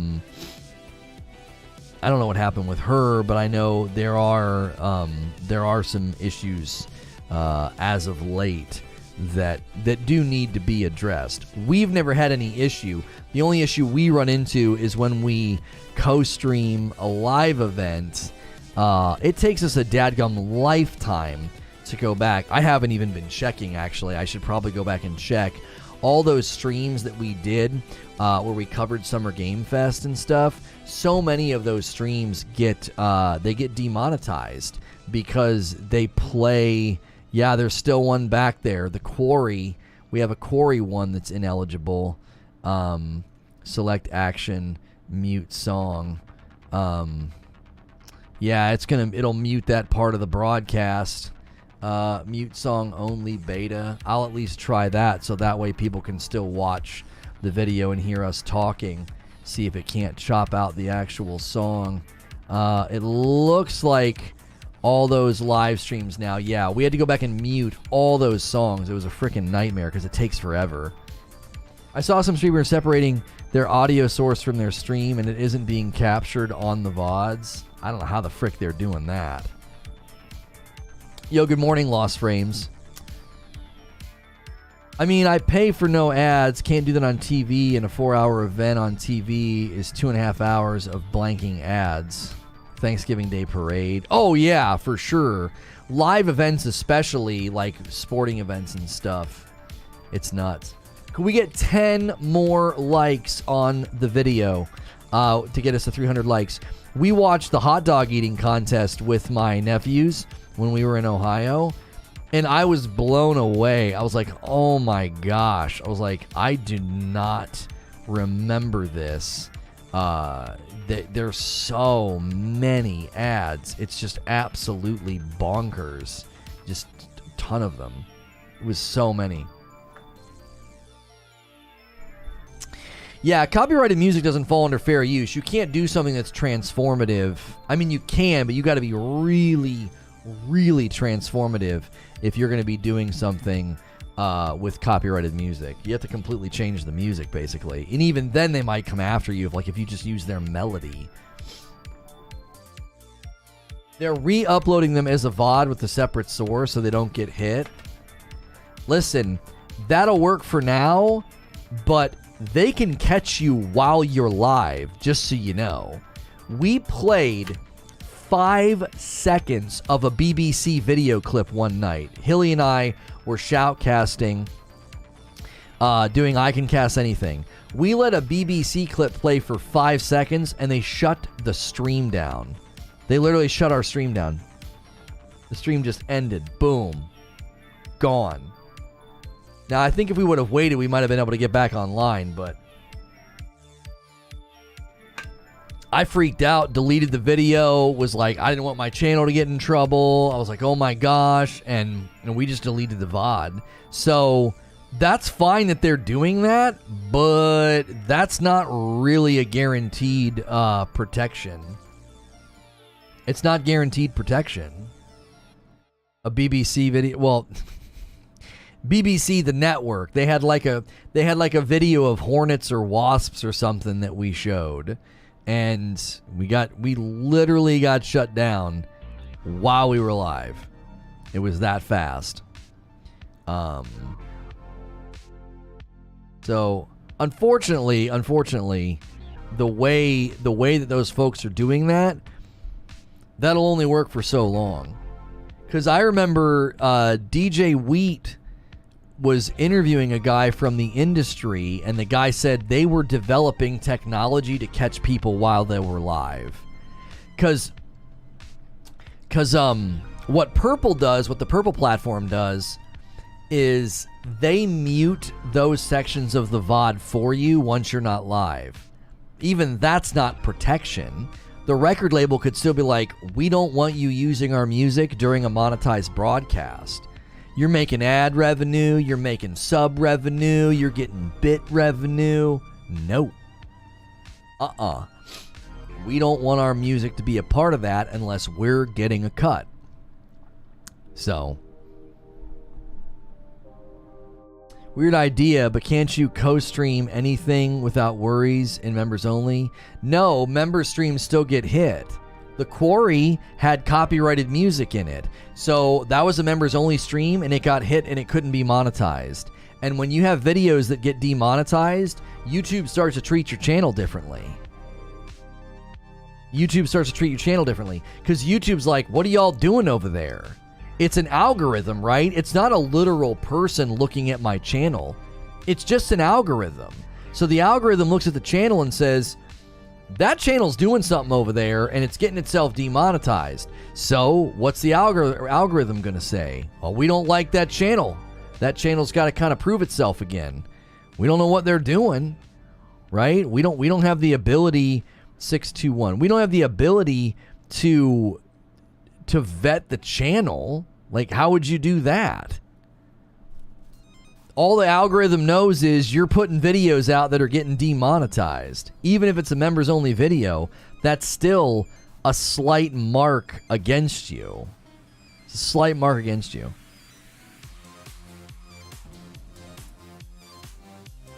The Quarry also had bad voice acting. Did we ever find out if that was on purpose? I thought the voice acting was fine in that game. Does it affect you in the algorithm even if it's a members only stream? It's not worth taking the risk. It isn't. Yesterday, as an example, we scheduled a members only stream and we monetized it. We put ads on it and we had more people tune in and we had better viewership. What? It's probably throwing the members only video in front of more members because it's monetized. It didn't make any sense to me to run ads on a members only video. But we did, and we magically had better numbers. It was like, okay. So it's all automated. It's all automated. So that it doesn't look and say, oh, but it's a members only video. No, all the algorithm knows is there's no ads running. Somebody asked about the member count. We're at 949 members. We're about 50 members from 1,000. So thank you to all of the big member gifting that took place today. You guys are nuts. You are absolutely nuts. Thank you for doing that. Alex, well, Lord Bacon, I should say, Failed Senses, and Matt just went crazy. And Insomniac Black did some as well. If you get flagged for anything, it has a varying negative effect. You're telling YouTube that you don't follow the rules. Yeah. Yo, it's good, Apollyon. My mother's in the hospital and now in comfort care, only has a week or two left. I'm sorry to hear that, man. Haven't been able to be here to watch besides 10 minutes right now. See you when I get back. Real sorry to hear that, man. I hope you can grieve well and the family can come together. My friend's going through that right now. They've hospice has come in and they put his dad into a comfortable position. My grandmother went through it last year, and so sorry to hear that, brother. What hornet murdered that one? Must be an assassin hornet. They were like the video we tried to watch was like a giant hornet getting killed by honeybees or something. Will you get flagged if you don't check for monetized? 100%. If I went live with the video, Robert, and didn't monetize it, the algorithm doesn't pick up the video and do anything with it. It doesn't pick up the video and do anything with it. It's like, why would we promote that video? Why would we promote that video? That's the stupidest thing we could do.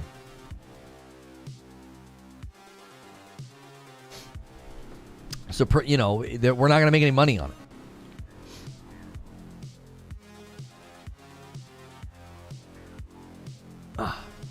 There are cheaters in Fall Guys? Oh, you're running the cheaters?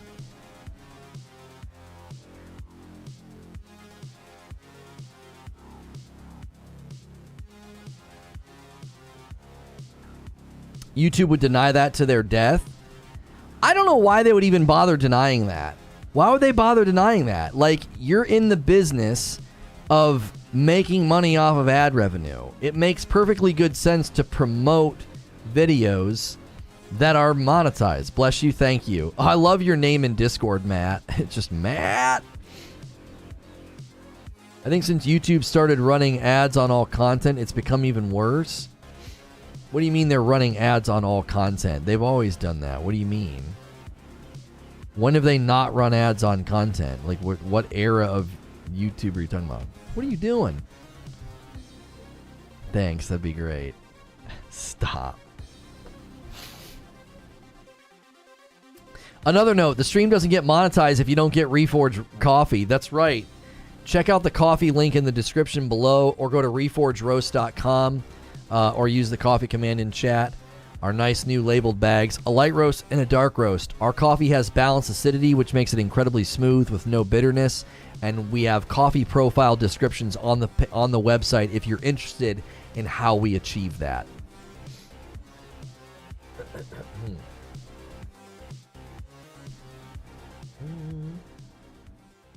It's this. Oh, there's an audio track configuration thing that even Purple's helping them do. Huh.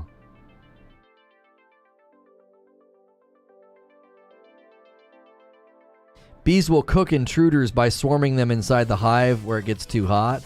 Yeah, they basically just covered the hornet and vibrate, and they cook him. He just dies. He gets so hot. For a while, they did not run on non-monetized channels, from my understanding. I may have read something horribly wrong. They don't run ads on everything, Butters. I can upload a video right now and say, don't monetize it, don't run ads on it, and they don't. Like, you have every, I'm not going to use the word right, but at the moment, you have the power and the ability to create a channel, and you don't run any ads at all. Now, they may have been running ads on non-partnered streams, so prior to them being monetized, they were running ads on those channels. That might have been something that was happening.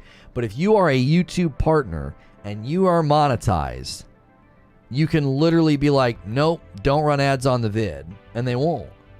And sadly, I did that with a couple of really important videos because I just thought the optics on monetizing the vid was kind of bad, and then the vids did really poorly. It did really poorly. And Creature's like, well, we didn't monetize. And I was like, oh, gosh. Yo, good morning, Zubair. They do run ads on non-partner vids. Yeah, so when you're like a brand new, super teeny channel, holy crap, so many gifts. Yeah, people went crazy, Zubair. We're sitting at 949 members. They're trying to get us back to 1,000. So we're basically at 950. They went nuts. Yeah, if you're not a partner, they don't owe you anything. You're basically just, some freeloading channel. You're just throwing videos up. They have every right to monetize those vids. It's their platform, It's a good system. Yeah, but Paul, let's be honest. That system that Purple's come up with, that's a temporary solution. Like, they're eventually going to be getting people are going to get bopped when they're live if they're playing copyrighted music. Like, live DMCAs are coming. They will be a thing in the next year or two. Like, you're literally going to see these big streamers doing Pikachu face. Like, I don't understand. It's like, well, yeah, you're literally playing copyrighted music, and the TOS of the website tells you not to do it. But then they're like, but if you do, we'll mute your broadcast for you. That platform is just bonkers, man. They're like, don't do this thing. And then people do the thing, And they're like, I don't know. If the platform doesn't make any sense to me at all, to be quite honest. It's a weird platform. Thanks for the gifted membership. Jose, man, thanks for being here. And you got it from either Failed Senses, the Taco Bacon Lord, or the Bacon Lord. I forget what his name is now. Let me click up here. Oh, it doesn't put it at the top. His name was Alex at the time. He's rebranded.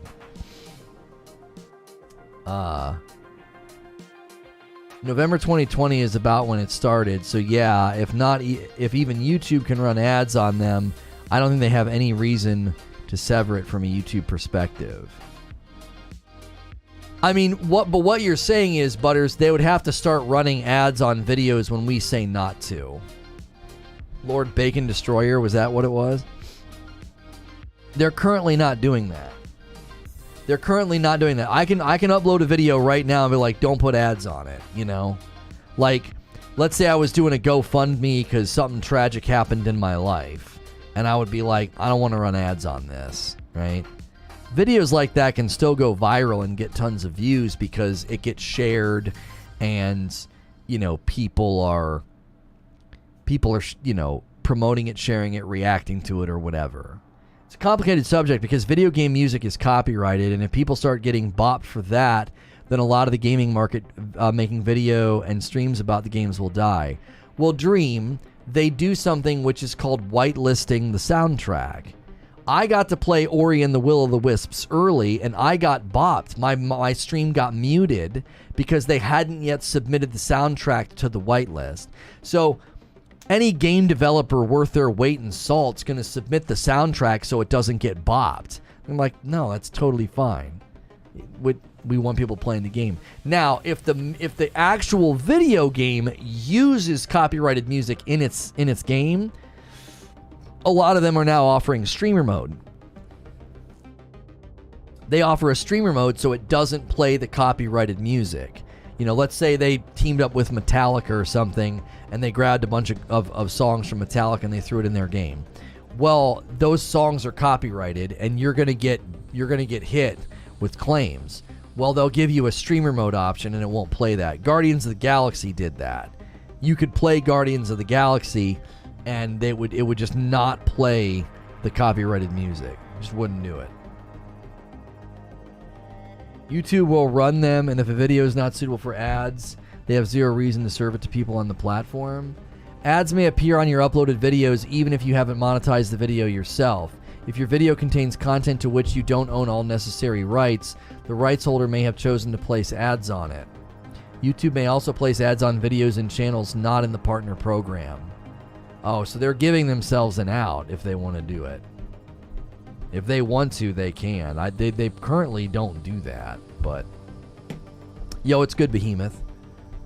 Purple's like, don't do this, but if you do it, well, we'll make it look like you didn't after the fact. Right. You make the last 3 hours of work go by fast? Well, I'm glad, Jose. Thanks for hanging out, man. A lot of people treat me like a radio show. They throw me on in the background. Yeah, they do bumper ads. Of course, that's their business. The platform's built on it. Yeah. It's not really a new idea for a company to say, we're housing the video, we're storing it, our servers, our front end, and our back end servers, and if people are going to be using this website, we've got to recoup cost as well as generate profit. So, Demo responses, yo, if you guys missed the beginning of the stream, I did the first 5 minutes of this stream. If you want to rewind, it's my opinion on the good and the bad of Fall Guys skill-based matchmaking. Fall Guys gameplay is incredibly fun. I play with my kiddos, not as much as I did when we first got the game, because skill-based matchmaking has been really hurting our experience. It also really helps their experience when they play by themselves. So I outlined the good and the bad, as well as the way forward, things that I believe that they could do to improve the skill-based matchmaking.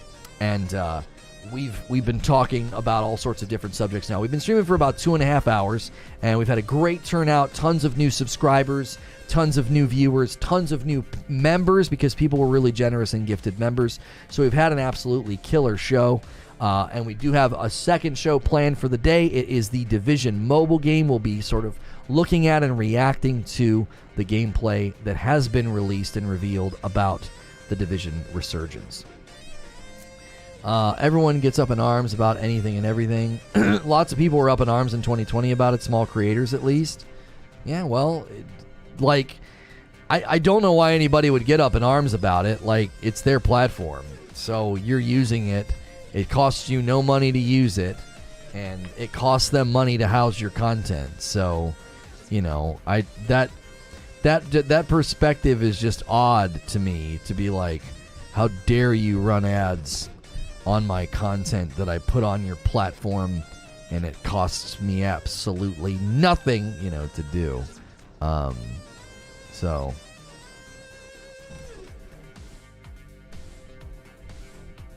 people think that ads will send people away. Huh.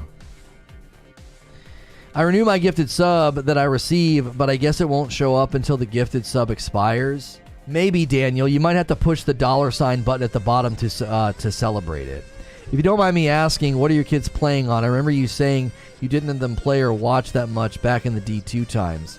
Well, they only play on Saturday, and we play for an hour and a half. We have a block of time every Saturday where they can play. So Sunday through Friday, the game systems are not on. Well, my wife and I might play a game or something, but the kiddos only play on Saturday for about an hour and a half. And my daughter plays on the Switch, and my son plays on the Xbox, and then I play on my PlayStation 5. So every week around, it's usually around like 10:30 or 11 in the morning, after we're done with breakfast, we kind of have that lazy Saturday morning. We kick on the game systems and play a game all together for about an hour and a half. So we still heavily limit their screen time. They're not sitting in front of TV shows and movies. If they do get to watch a TV show or a movie, it's because like my wife has an appointment or something. So, you know, it's like a special thing. Soon, only the collector's editions of AAA games will come without ads. JK, but you know Bobby needs a new yacht. Yeah, I don't think they'll be putting ads in AAA games. But I do think you'll start seeing free-to-play games start to get ads baked into them. Just the way, same way mobile games do. You'll see free Game Pass games getting ads placed into them. Xbox is already looking at how to do it. Xbox is also apparently going to be helping Netflix bake ads into their programs. I like that you actually parent them and aren't making iPad kids. Well, everybody lands on the iPad video game screen time debate a little bit differently. Everybody has their own opinion about it, and that's totally fine. I've always encouraged parents just to do research and then do the best that they can. You know, a lot of single moms and single dads out there, that screen is the only way they get through their day. They're never going to be able to take a shower, make breakfast, or get any work done without those screens, and I get that. But, you know, do the best that you can. You know, try to read the research and see, and, you know, adjust if possible. I can't wait for the new Netflix Battle Pass. Right. They already do that on the main menu. I'm not sure if you'd call it a AAA, but didn't one of the 2K games have ads in it and had massive backlash? Yeah, I mean, if you're paying full price for a AAA game and they're throwing ads in it, that would feel a little weird. I got a gifted membership and I wasn't here. I didn't know that was a thing, but thank you, whoever it was.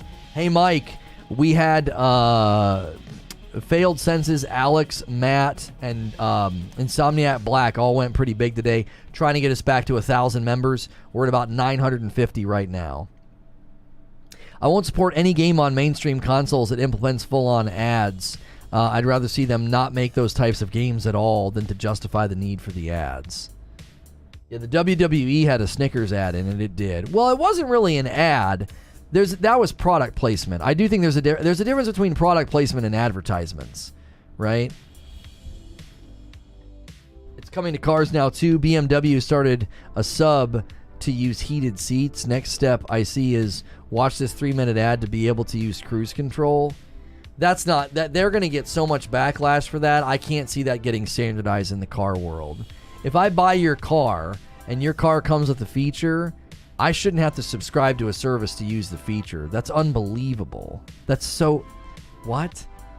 They'd be like, oh, you got to subscribe to a service if you want to use the volume control on your remote for your television. Like, I don't think people are going to accept that. I really, really don't. Take-Two runs constant product placement and 3 ads per year. Hyundai has an app to use the remote start and temp control. Well, but do you have to pay to use that? To use the remote start or the temp control? You know you have to sign a EULA when you pay for a car? Oh, you now have to. Oh my goodness. I remember the 2K game had an ad on the loading screen. It would force you to finish watching the ad before continuing. I've said this before, but if they have them integrated in like the NHL and NBA do, just around the court and such, I'm fine with it. Coke cans and something. Yeah. Like, I don't care if you have product placement in your game, right? That doesn't bother me at all. Product placement's not a big deal unless it's obnoxious. Sorry, Hyundai has a monthly sub for that remote usage. Really? The radio subscriptions in cars were the tester for BMW doing this?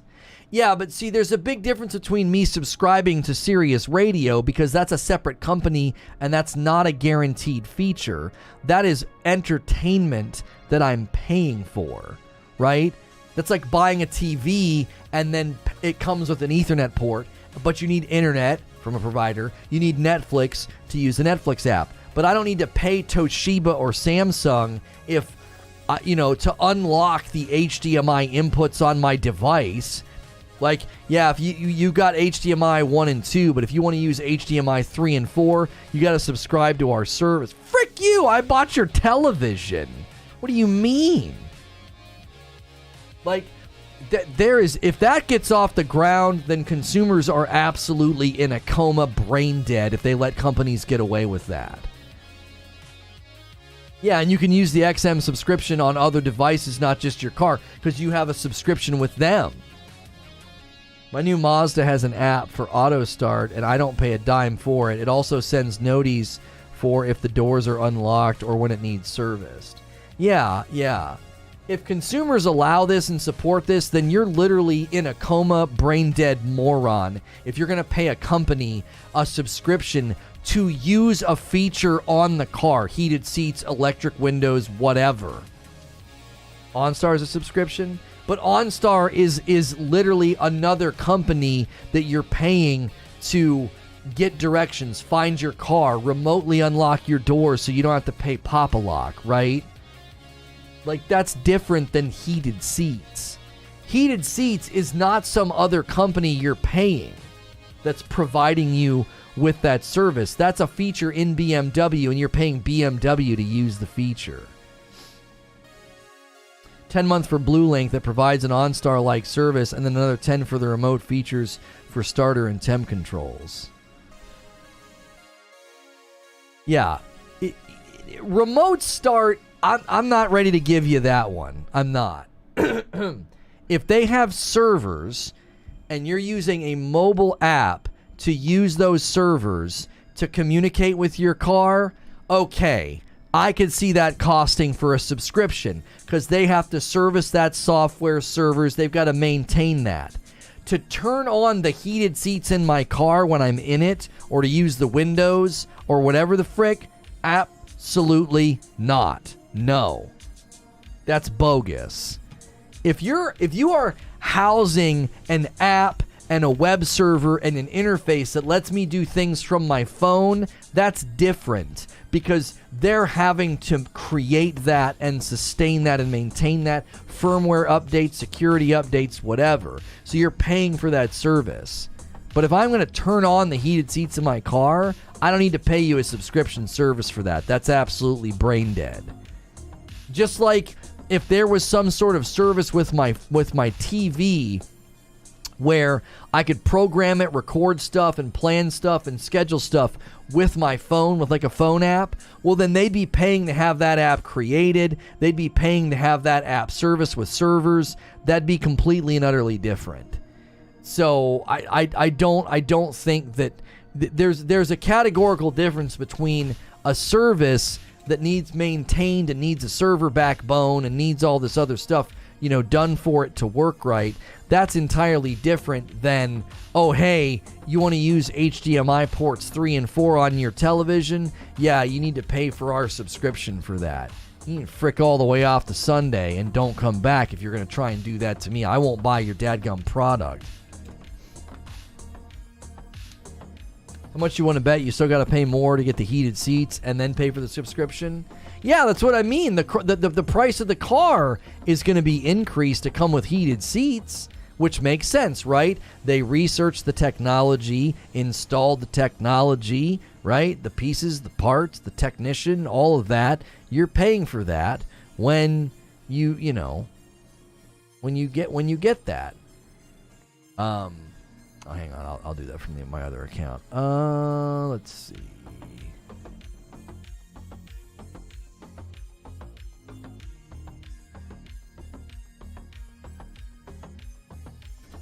All right, live. Do that.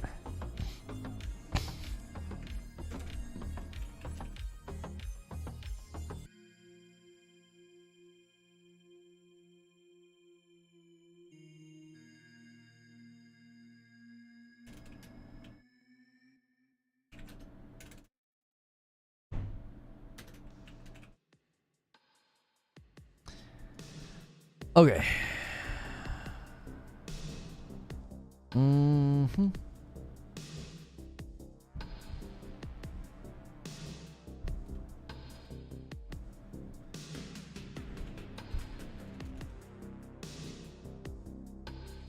Ah.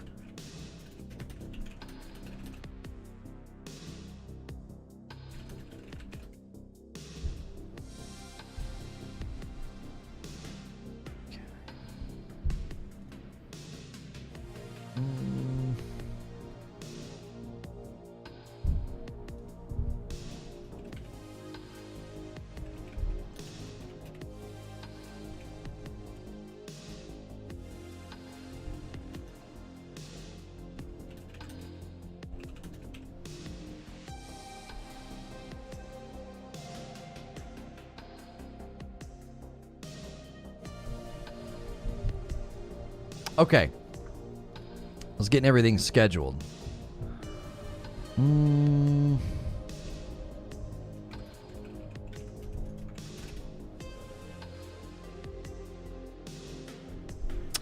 right, let me get the, it's on the, I believe it's on the official Ubisoft channel, these videos.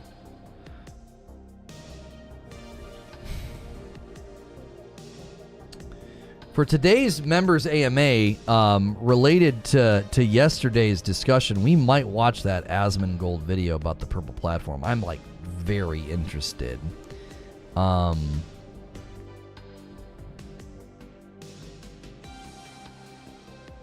Okay, they got 2 videos for us here.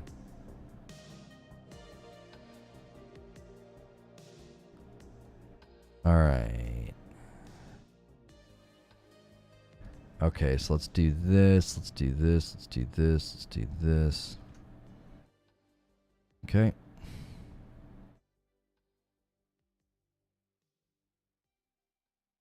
All right, we'll rewind that.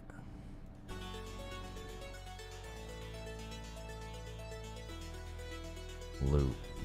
Okay. No way they put skill-based matchmaking in Fall Guys. 100% it's in there, brother. 100%. 100%.